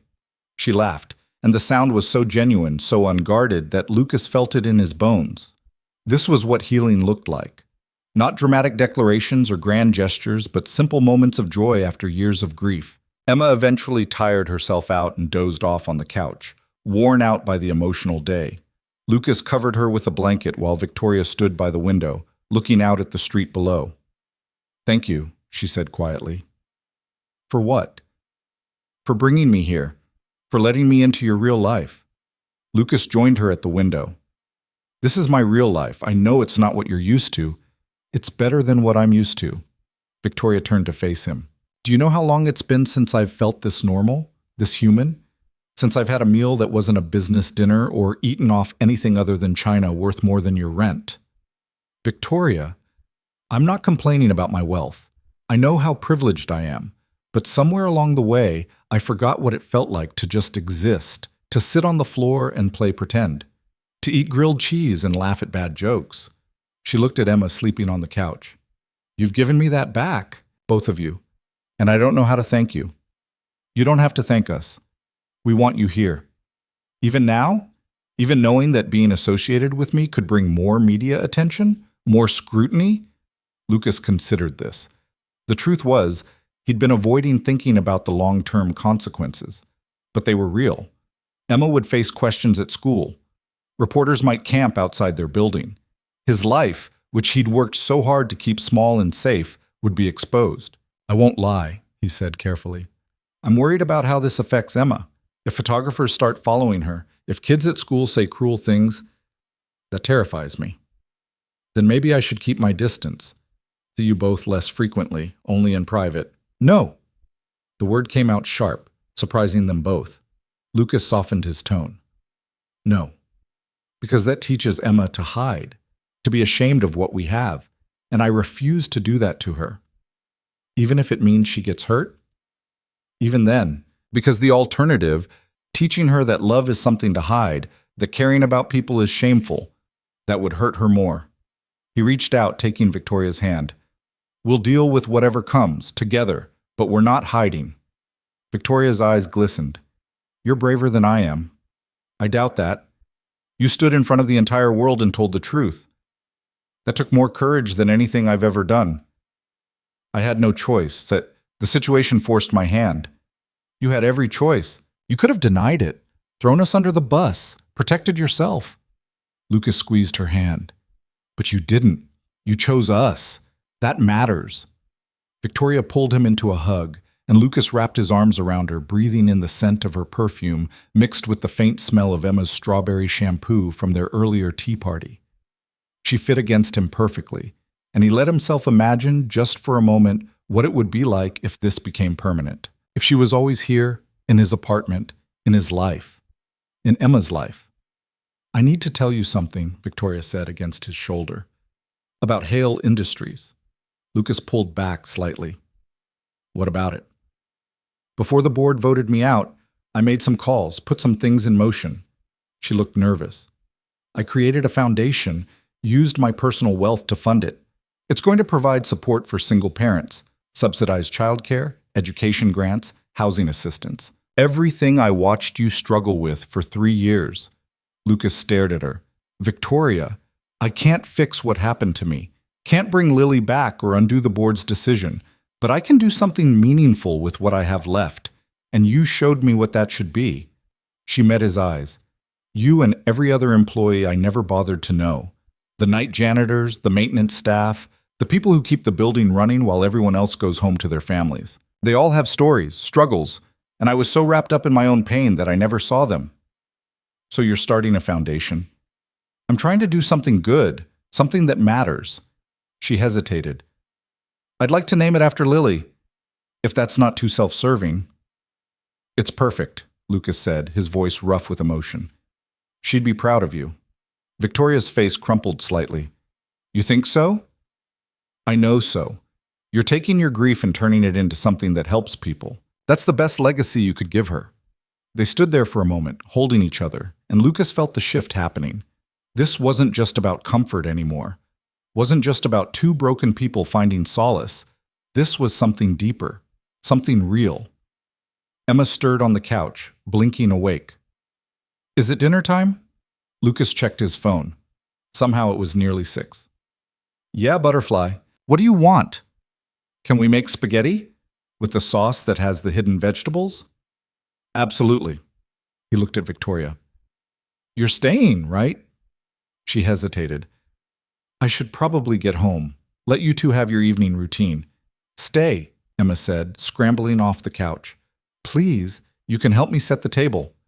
Victoria looked between them, and Lucas saw the moment she decided. Okay, I'll stay. They cooked together in the tiny kitchen, Emma standing on a stool to stir the sauce while Victoria chopped vegetables and Lucas boiled pasta. It was chaotic and messy and absolutely perfect. Emma got sauce on her shirt. Victoria accidentally added too much garlic. Lucas burned the garlic bread slightly, and none of it mattered because they were together. Over dinner, Emma launched into a detailed explanation of her upcoming school play, where she'd been cast as a tree. A tree? Victoria asked, fighting back a smile. A very important tree, Emma said seriously. I have 3 lines. That's a significant role. You must be very talented. Emma beamed. I practiced really hard. Want to hear my lines? Absolutely. Emma stood, adopting a serious expression. I am the wise old oak. I have seen many seasons pass. Listen to my branches whisper secrets of the forest. Victoria applauded enthusiastically. Brilliant. You're going to steal the show. Daddy said the same thing. Your daddy is a smart man. Lucas watched them, his heart so full it hurt. This was what he'd been missing. Not romance exactly, though he felt the pull of that too, but partnership. Someone to share the small moments with, someone who looked at his daughter with the same fierce love he felt. After dinner, Emma insisted on showing Victoria her bedtime routine. Bath time, pajamas, toothbrushing. Victoria participated in all of it with genuine interest, helping Emma count to 100 while she brushed her teeth and listening to a very involved explanation of why the pink pajamas were better than the purple ones tonight. When it came time for the bedtime story, Emma looked between them. "Can you both read to me?" Lucas and Victoria exchanged glances. "If that's okay with your dad," Victoria said carefully. "Of course it's okay." Lucas grabbed the dragon book from the shelf. "But you're reading the dragon voices. I always mess them up." They settled on either side of Emma, who looked thrilled to be sandwiched between them. Lucas read the narrative parts while Victoria did indeed provide excellent dragon voices, making Emma giggle with delight. Halfway through the chapter, Emma interrupted. "Are you going to be here tomorrow?" Victoria's hand stilled on the page. "I'm not sure, sweetheart. I don't want to intrude." "You're not intruding. I want you here." Emma looked up at her with absolute trust. "You're my mommy now. Mommies are supposed to be here." Lucas saw Victoria struggling, torn between what Emma wanted and what seemed appropriate. "How about this?" he suggested gently. "Victoria has things she needs to take care of tomorrow. Her old office, paperwork, stuff like that. But maybe she could come for dinner? If she wants to." Victoria looked at him gratefully. "I would love that." "Promise?" Emma asked. "I promise." Victoria kissed the top of Emma's head. "I'll be here for dinner tomorrow, and we can finish this chapter then." "Okay." Emma snuggled deeper into her blankets, satisfied. "Night, Daddy. Night, Mommy." The word hung in the air, casual and devastating all at once. "Good night, Butterfly," Lucas said, his voice tight. "Sweet dreams, Emma," Victoria whispered.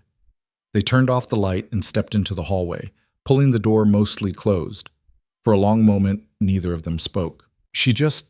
Victoria started, then stopped, overwhelmed. "I know. Like it was the most natural thing in the world. For her, it is." Victoria leaned against the wall, covering her face with her hands. "Lucas, this is happening so fast. Too fast. We should slow down, establish boundaries, make sure we're not confusing her." "Are we confusing her, or are we just overthinking this?" "How can we be overthinking it? She just called me Mommy like we planned this, like we're a family." "Aren't we?" The question stopped Victoria cold. She lowered her hands, staring at him. "What?" "Maybe not in the traditional sense, but we show up for each other, care about each other, support each other through hard times. Isn't that what family does?" "Family is more than just showing up." "Is it?" "Because from where I'm standing, that's exactly what it is. The rest is just details." Lucas moved closer. "Victoria, I know this is scary. I know it's fast, but Emma isn't confused. She knows exactly what she wants. Maybe we're the ones who need to catch up." Victoria shook her head, but there was no conviction in it.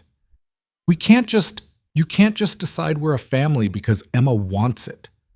"I'm not deciding anything. I'm just acknowledging what's already happening." He reached out, gently touching her face. "You're here almost every day. You know Emma's schedule, her favorite foods, her friends' names. You've cried on my shoulder and I've held you through panic attacks. You've integrated into our lives so completely that when you're not here, we miss you. So tell me, what would be different if we called it what it is?" "Everything," Victoria whispered. "Everything would be different." "Why?" "Because then I'd have something to lose. Again." Her eyes filled with tears. "I've already lost one daughter, Lucas. I can't, if I let myself fully love Emma, fully commit to this, and then something happens, nothing's going to happen. You can't promise that." "You're right, I can't. But I can promise that hiding from this won't protect you. It'll just make you miserable." He stepped closer, closing the distance between them. "You're already attached, Victoria. Already love her. Already love us. Holding back doesn't change that. It just keeps you from fully experiencing it." Victoria looked at him, and he saw every wall she'd ever built crumbling in real time. "When did you get so sure about this?" "I'm not sure. I'm terrified. But I'm also tired of being afraid." He took her hands. "I watched you with Emma tonight, saw how natural it was, How right. And I realized something. What? That I want this. Not just for Emma. For me too. He took a breath, diving in. I want you here. I want to come home to you reading stories and making dinner and arguing about whether garlic bread can be salvaged when it's slightly burned. I want Emma to call you mommy without any of us flinching. I want... He stopped, gathering courage. I want us to be a family, a real one. Victoria was crying openly now. Lucas, I'm not asking you to marry me, not asking you to move in tomorrow or make any huge commitments. I'm just asking you to stop running, to let yourself have this. What if I screw it up? What if I'm not enough for her, for you? Then we figure it out together. But Victoria, you're already more than enough. Emma adores you, and I... He paused, realizing the weight of what he was about to say. I'm falling in love with you. Maybe already have fallen, and that terrifies me. But it's also the best thing I've felt in years. Victoria stared at him, and he watched her process his words, saw the fear and hope and desperate longing all tangled together. Say something, he said quietly. I don't know what to say. I don't know how to do this. Yes, you do. You've been doing it for weeks. You just haven't named it yet. Victoria closed her eyes, and when she opened them again, something had shifted. Some final wall had come down. I love her. I love Emma so much it physically hurts, and you... She touched his face, trembling. You make me feel safe, seen, like I'm allowed to be broken and whole at the same time, and that terrifies me more than anything. I know, me too. If we do this, if we really commit to this, there's no going back. It'll change everything. I know. Emma will expect me to be there, to show up, to be her mother in every way that matters. I know. And you, if we're doing this, really doing this, then we need to talk about what that means for us, not just as Emma's parents, but as, she struggled for the word, partners? Lucas suggested. Whatever that looks like for us? Victoria nodded slowly. I've never had a partner. Not really. My marriage was... It didn't survive Lily's death. Couldn't survive it. We blamed each other, pushed each other away, until there was nothing left. She looked at him. I don't want to repeat that pattern. Don't want to use you as a crutch, and then resent you for it later. Then we communicate, set boundaries, check in with each other, make sure we're both okay. Lucas pulled her closer. We figure it out as we go, together. Together, Victoria repeated, testing the word. Then, quietly, I think I'm falling in love with you too, and I have no idea what to do with that. Lucas felt his heart stutter. How about we start with this? He leaned in slowly, giving her time to pull away. But she didn't. She met him halfway, and when their lips touched, it felt like everything clicking into place. Gentle at first, tentative, then deeper as Victoria's hands came up to cup his face, and Lucas pulled her closer. They broke apart finally, both breathing hard. Wow, Victoria said shakily. Yeah. Yeah. She laughed, the sound watery but genuine. We're really doing this. Looks like it. Victoria glanced at Emma's door, then back at Lucas. She's going to be impossible tomorrow, asking a million questions about what this means. Probably. And we should probably talk about how we explain this to her. Set some ground rules. Make sure we're on the same page about... Lucas kissed her again, cutting off the anxious spiral. When he pulled back, Victoria looked dazed. Stop overthinking, he said gently. We'll figure it out. We always do. Victoria nodded, then rested her forehead against his. I should probably go home, let you get some sleep. Tomorrow's going to be complicated with the severance negotiations and the press. Stay. She pulled back, startled. What? Not like that, Lucas said quickly. I mean, there's the couch. Or I can take the couch and you can have my room. But it's late, and you're exhausted, and I don't want you going back to an empty penthouse alone after the day you've had. Victoria looked tempted. Lucas, I don't think... Please, just tonight. Let us take care of you for once. She hesitated, then nodded. Okay, just tonight. Lucas grabbed spare pillows and blankets, making up the couch, while Victoria changed into one of his old t-shirts. She looked impossibly young in it, vulnerable in a way her designer clothes never allowed. Thank you, she said, settling onto the couch. For everything. For believing in me when everyone else— Always, Lucas interrupted. I'll always believe in you.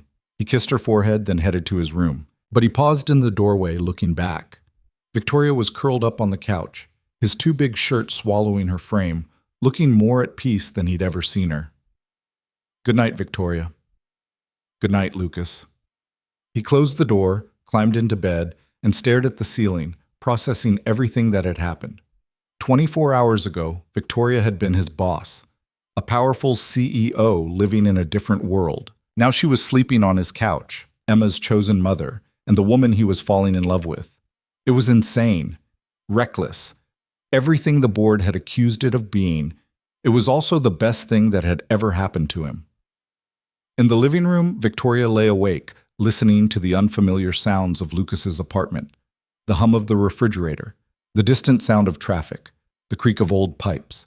It should have felt strange, uncomfortable. She should have been in her penthouse, sleeping in 1,000-thread-count sheets, surrounded by silence and luxury. Instead, she felt safe, protected, home. Through the walls, she could hear Lucas moving around, settling in for sleep. Down the hall, Emma's soft breathing was just barely audible. Her family. The thought should have terrified her. Instead, it felt like the first true thing she'd allowed herself to feel in 7 years. Victoria closed her eyes and, for the first time since Lily's death, let herself hope that maybe, just maybe, she could have this. Could be happy again, could build something new from the ashes of everything she'd lost. And in the morning, when Emma woke her up by climbing onto the couch and announcing it was pancake day, Victoria didn't hesitate. She just pulled her daughter close and held on tight. Lucas woke to the sound of laughter in the kitchen. For a disoriented moment, he couldn't place it. Then memory flooded back. Victoria had stayed the night, was still here. He pulled on his shirt and padded down the hallway to find Emma perched on the counter while Victoria stood at the stove, attempting to flip a pancake. The attempt was unsuccessful, and the pancake landed half on the pan, half on the burner. "That's okay," Emma said encouragingly. "Daddy burns them sometimes, too." "Does he?" Victoria asked, laughing. "That makes me feel better." Lucas leaned against the doorframe, watching them. Victoria's hair was messy, her face free of makeup, still wearing his old shirt. Emma was chattering away about the proper pancake-to-chocolate chip ratio, and for a moment, Lucas let himself imagine this was every morning, that this was permanent. "Good morning," he said. They both turned, and the smile Victoria gave him was so open, so unguarded, that it took his breath away. "Daddy, Mommy's making pancakes. Well, trying to. They're a little wonky." Victoria didn't even flinch at the title, just smiled and said, "Wonky pancakes taste just as good as perfect ones." "That's what Daddy always says." Lucas crossed the kitchen and rescued the smoking pancake from the burner. "How about I take over cooking and you two set the table?"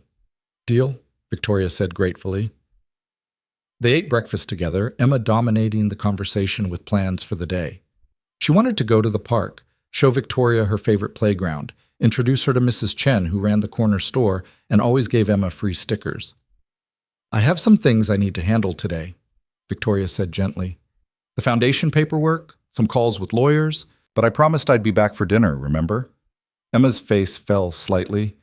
"You're leaving?" "Just for a few hours. I'll be back before you know it." "But what if you change your mind? What if you decide not to come back?"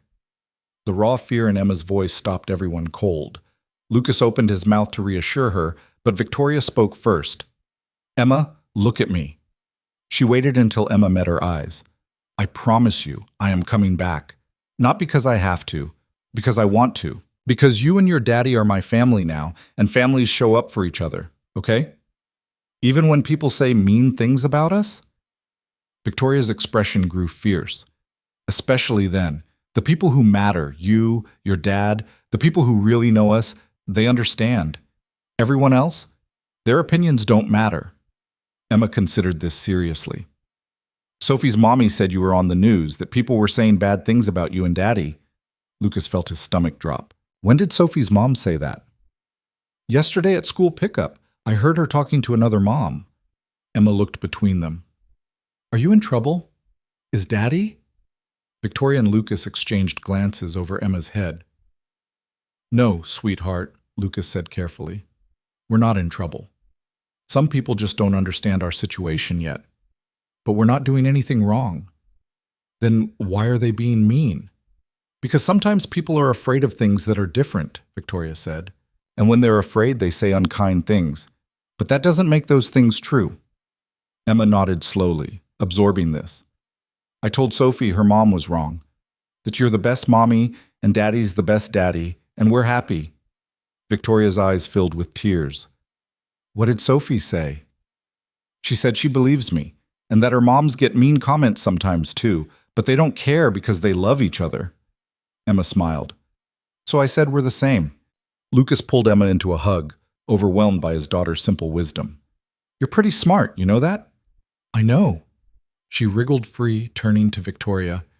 You promise you're coming back? I promise. In fact, Victoria pulled out her phone. Give me your dad's number. I'll text you updates throughout the day so you know I'm thinking about you. Emma's face lit up. Really? Really? Every couple of hours I'll send you a message, maybe even a picture of what I'm doing. Like a secret mission. Exactly like a secret mission. After breakfast, Victoria borrowed some of Lucas's clothes. Jeans that she had to roll up and a sweatshirt that hung off her frame. She looked nothing like the polished CEO who'd stood before that press conference. She looked real, approachable, happy. I'll be back by 5, she said at the door. Is that okay? More than okay, Lucas said. Be careful out there. The press might still be looking for you. Let them look. I'm done hiding. She kissed Emma's forehead, then looked at Lucas. For a moment, he thought she might kiss him too. But she just smiled and said, See you tonight. After she left, Emma immediately started planning. We should make something special for dinner, something Mommy will really like. Lucas noticed she'd stopped using Victoria's name entirely. Just Mommy, as natural as breathing. What do you think she'd like? He asked. Maybe chicken? With the lemon stuff you make. And those green beans that aren't yucky. Roasted green beans? Yeah, and we should make a cake. A welcome to the family cake. Lucas felt his chest tighten. Emma, we should talk about that. About calling Victoria Mommy and telling people she's your mom. Some people might get confused. Emma frowned. Why? She is my mom. You said families are the people who show up and care about us. She shows up. She cares. So she's my mom. You're right, but Lucas struggled for words. Not everyone will understand. Some people might think it's too fast or inappropriate, or do you think it's too fast? No, but I'm worried about you, about people saying things that hurt your feelings. Emma climbed into his lap, studying his face seriously. Daddy, when you love someone, you don't hide it. You told me that when I was scared to tell you, I broke your favorite mug, remember? He did remember. Emma had been terrified to confess, and he told her that honesty was always better than hiding, even when the truth was hard. I remember. So we don't hide that we love Mommy. We just tell people the truth, and if they're mean about it, that's their problem. She patted his cheek. You taught me that. Lucas pulled her close, marveling at how his 5-year-old daughter had somehow become wiser than most adults. When did you get so smart? I've always been smart. You just notice it now. They spent the morning cleaning the apartment, Lucas attacking it with more energy than usual because Victoria was coming back. Emma helped, sorting toys and making her bed with careful precision. True to her word, Victoria sent updates throughout the day. A photo of a conference room with the caption, Lawyer Meeting Number 1. A picture of a coffee cup with fuel for the day. A selfie with Marcus giving a thumbs up. Your Uncle Marcus says hello. Emma treasured each one, showing them to Lucas with pride. By 4 o'clock, the apartment smelled like lemon chicken and roasting vegetables. Emma had insisted on setting the table with their fancy plates, mismatched china Lucas had found at a thrift store, and had made a centerpiece out of construction paper flowers. Victoria arrived at exactly 5, carrying bags from the grocery store. I brought dessert, she announced. I wasn't sure what Emma liked, so I got several options. Emma peeked in the bags and gasped. Ice cream and cookies, and is that a chocolate cake? I might have gone overboard. There's no such thing as overboard when it comes to dessert, Lucas said, taking the bags. How did everything go today? Victoria's expression turned complicated. The foundation paperwork is filed. The lawyer meetings were intense. The board's offering a substantial severance package, but they want an NDA attached. Lucas stiffened. What kind of NDA? The kind that says I don't talk about my time at the company. Don't disparage the board's decision. Don't. She glanced at Emma, lowering her voice. Don't discuss the circumstances of my departure. Which means they want to silence you about us. Essentially, yes. What did you tell them? Victoria smiled, and there was steel in it. I told them to keep their money, that I'd sign a standard confidentiality agreement about company secrets and proprietary information, but my personal life is not for sale. Lucas stared at her. Victoria, that severance package, that's millions of dollars. I have millions of dollars. What I don't have, what I won't compromise, is my integrity. Or you. She looked at Emma, who was arranging cookies on a plate, oblivious. Either of you. Before Lucas could respond, Emma looked up. Mommy, can you help me frost this cake we made? Daddy said I could use the pink frosting. I would love to help you frost a cake. They gathered in the kitchen, Emma directing operations with the authority of a 5-year-old with a vision. Victoria followed her instructions carefully, spreading pink frosting while Emma added rainbow sprinkles with abandon. Perfect, Emma declared when they finished. It's a celebration cake. What are we celebrating? Victoria asked. You being part of our family officially. Victoria caught Lucas's eye over Emma's head, and he saw the question there. He nodded, giving permission for whatever she wanted to say. Emma, Victoria said gently, can I tell you something important? Okay. Victoria set down the frosting spatula and knelt so she was eye level with Emma. I want you to know that being your mommy is the greatest honor of my life. You've given me a gift I never thought I'd have again, the chance to love a child, to be loved by a child, and I don't take that lightly. Emma's expression turned serious. I know. But I also want to make sure you understand something. I had a daughter before you.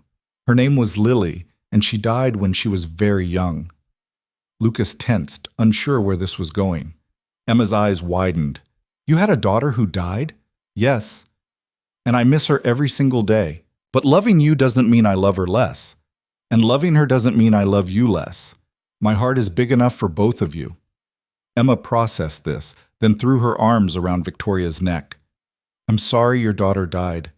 That must make you very sad. Victoria held her tight. It does. But you make me happy. You remind me that it's okay to love again. That it's okay to have joy even when you've had terrible sadness. Can I see a picture of her? Of Lily? Victoria pulled out her phone with shaking hands and found a photo. A little girl with dark curls and a gap-toothed smile, holding a butterfly net. Emma studied it carefully. She was pretty, and she looks nice. She was both of those things. I bet she would have liked me. Victoria's laugh was watery. She would have adored you. Emma handed back the phone. It's okay if you're sad sometimes about her. Daddy gets sad sometimes about my other mommy leaving. We can be sad together. And just like that, with the uncomplicated wisdom of a child, Emma gave Victoria permission to grieve and love simultaneously. They ate dinner together, the conversation flowing easily. Emma told Victoria about her upcoming school play in elaborate detail, complete with dramatic reenactments of her 3 lines. Victoria listened with rapt attention, asking questions and offering encouragement. After dinner, while Emma was in her room gathering supplies for an art project, Victoria turned to Lucas. I need to tell you something else, about the foundation. Okay?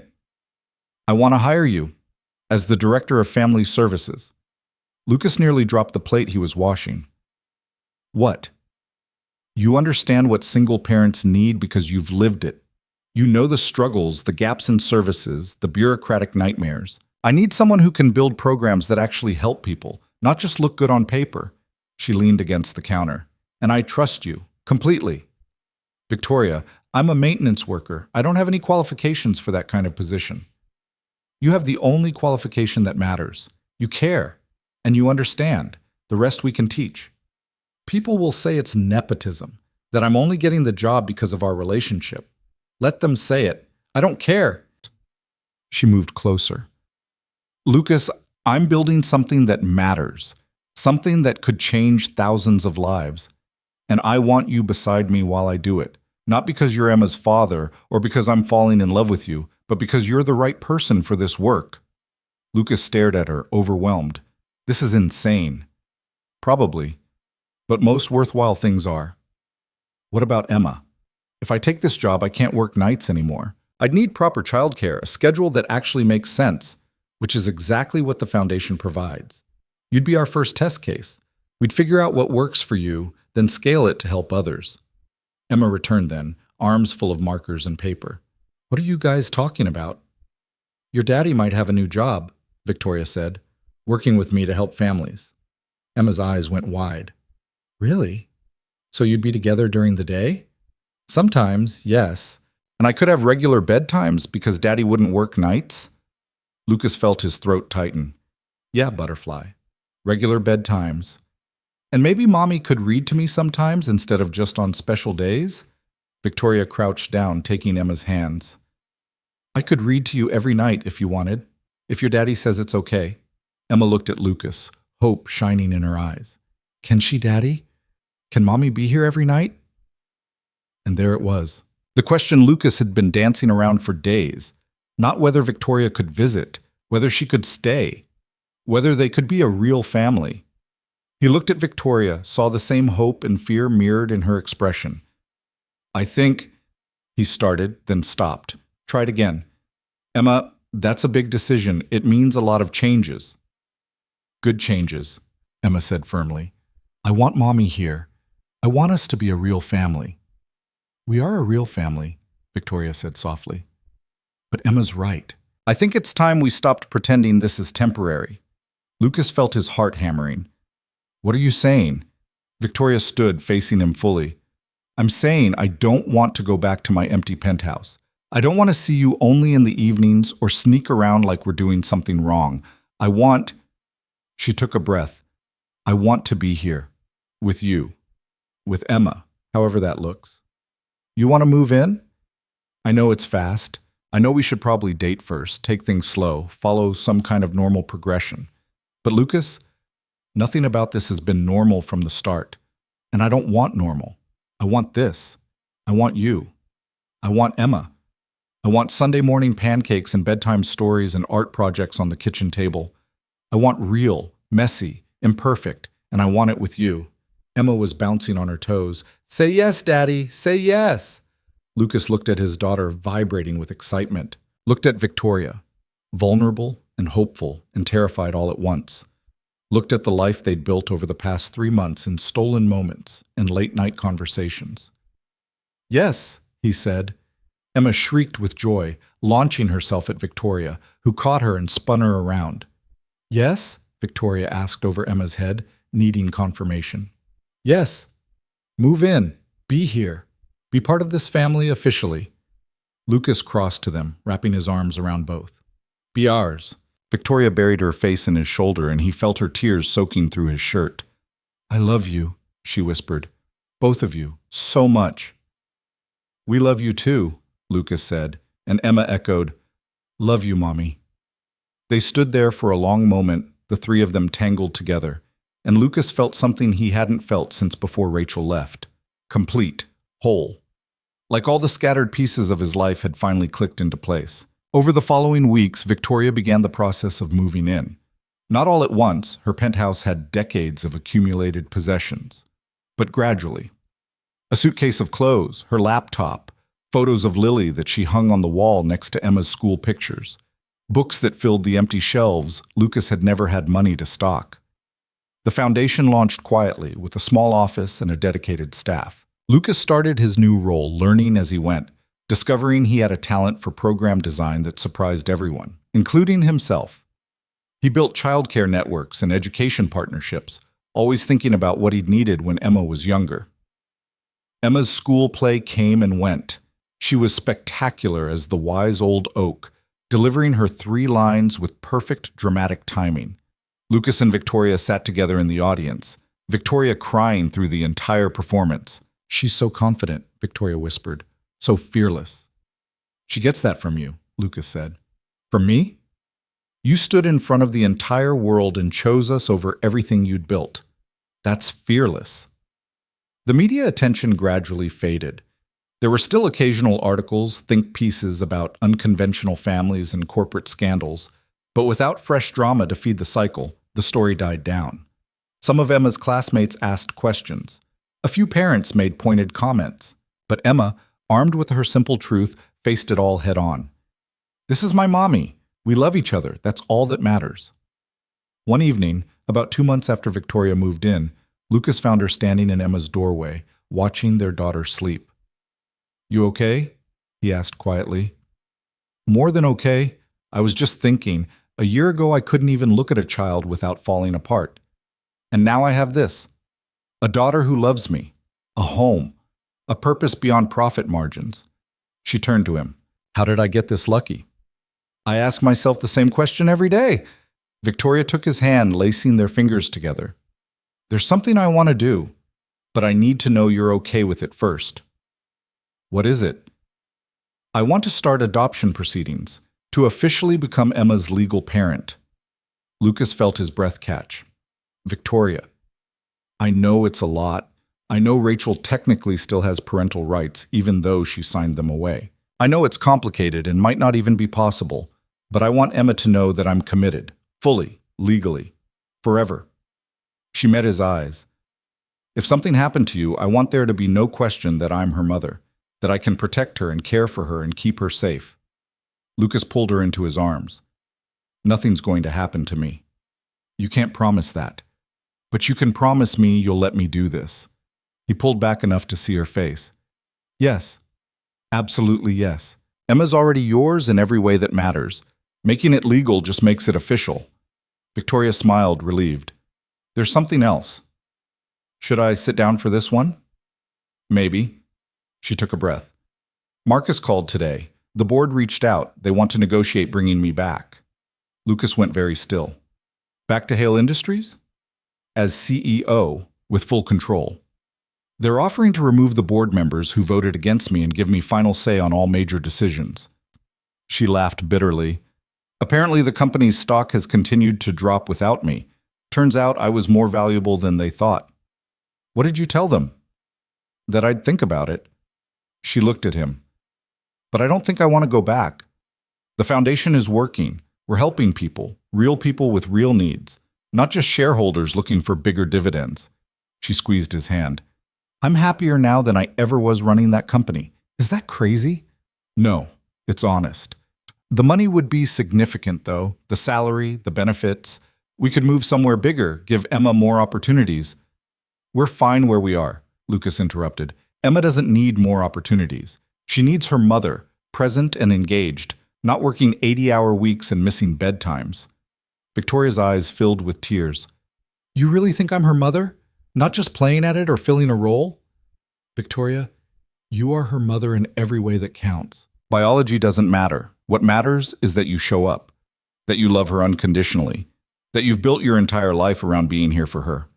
He cupped her face. You're not playing at anything. You're living it. She kissed him then, deep and fierce and full of gratitude. When they pulled apart, Victoria was smiling. I'm going to turn them down. Tell them the CEO position isn't for me anymore. You're sure? Completely. I have everything I need right here. 3 months later, the adoption was finalized. The judge, a kind woman in her 60s, smiled as she signed the papers. It's not often I see a case like this, she said, where everyone is so clearly on the same page about what's best for the child. Emma is very lucky to have you both. Emma, dressed in her favorite purple dress for the occasion, beamed. I know, I'm the luckiest kid ever. They celebrated with ice cream and a trip to the park. Emma ran ahead, shouting for them to watch her on the swings, and Lucas took Victoria's hand. How are you feeling? He asked. Terrified, ecstatic, like my heart might explode. She watched Emma swing higher and higher. I never thought I'd be a mother again, thought that door was closed forever. And now? Now I have a daughter who calls me every day after school to tell me about her day, who saves her artwork to show me, who asks me to check for monsters under her bed, even though she knows they're not real. Victoria's voice cracked. Now I have everything. Emma jumped off the swing at its highest point, landing with a triumphant shout. "Did you see that? Did you see?" "We saw," Victoria called back. "That was amazing." Emma ran over, grabbing both their hands. "Push me on the merry-go-round, both of you." They spent the afternoon at the park, pushing Emma on every piece of equipment, laughing at her endless energy and enthusiasm. Other families came and went, and Lucas noticed the looks, some curious, some judgmental, some openly supportive. "Let them stare," Victoria murmured, reading his thoughts. "We know who we are." That evening, after Emma was asleep, Lucas found Victoria in the kitchen, staring at the adoption papers. "Second thoughts?" he asked. "Never. Just processing." She touched the document like it might disappear. 7 years ago, I thought my life was over. Thought I'd never be happy again. Never feel whole. She looked up at him. "And now I have this. A family. A daughter. A purpose. You." Lucas moved behind her, wrapping his arms around her waist. "I never thought I'd trust anyone enough to let them into Emma's life, into mine. But you made it impossible not to." "Impossible?"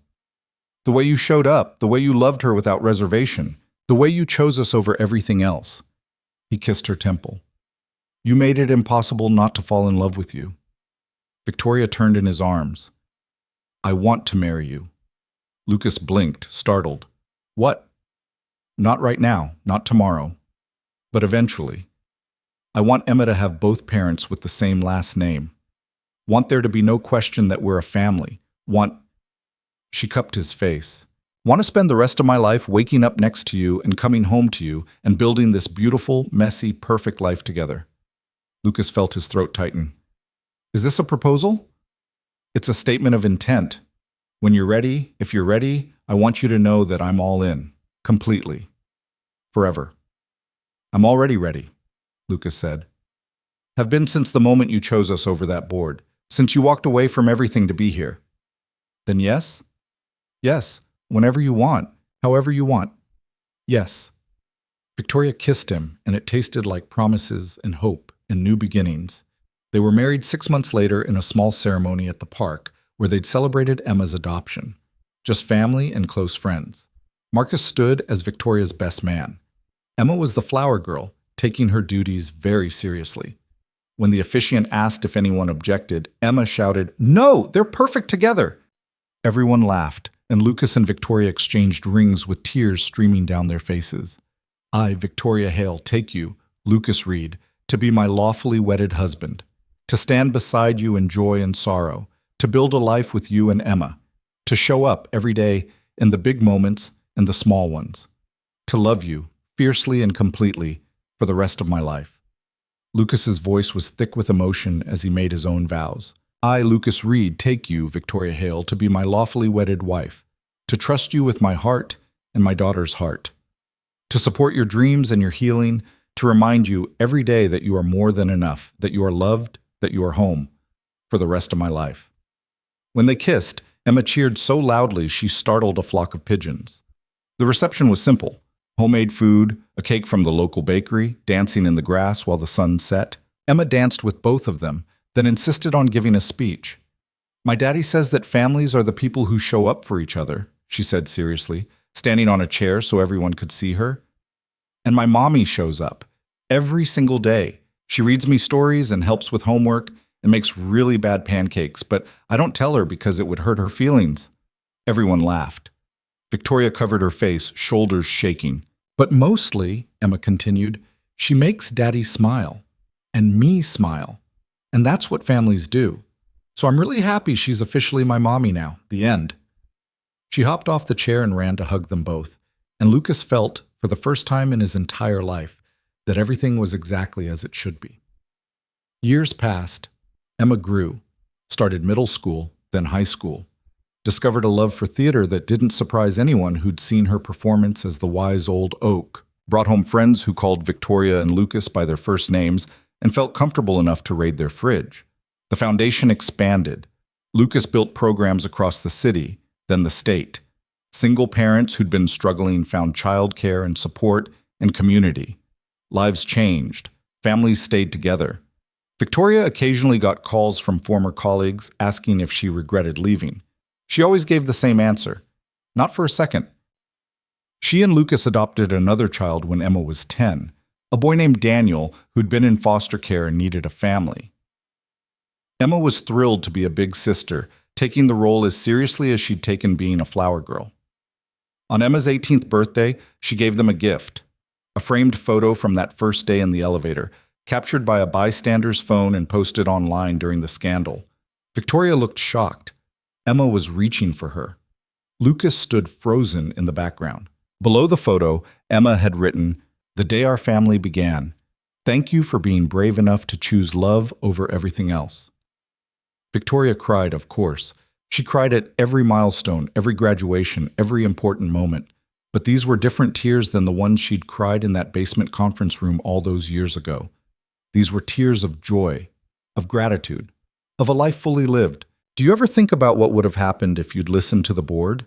Lucas asked that night, holding her close. "If you'd chosen the safe path?" "Every day," Victoria admitted. "And every day I'm grateful I didn't. Because this, you, Emma, Daniel, the foundation, all of it, this is the life I was meant to have, the family I was meant to build. Even though it came from grief, from loss, especially because of that. Losing Lily broke me, but you and Emma helped me heal, showed me that it's possible to honor what you've lost while still embracing what you have, that grief and joy can coexist." Lucas kissed her forehead.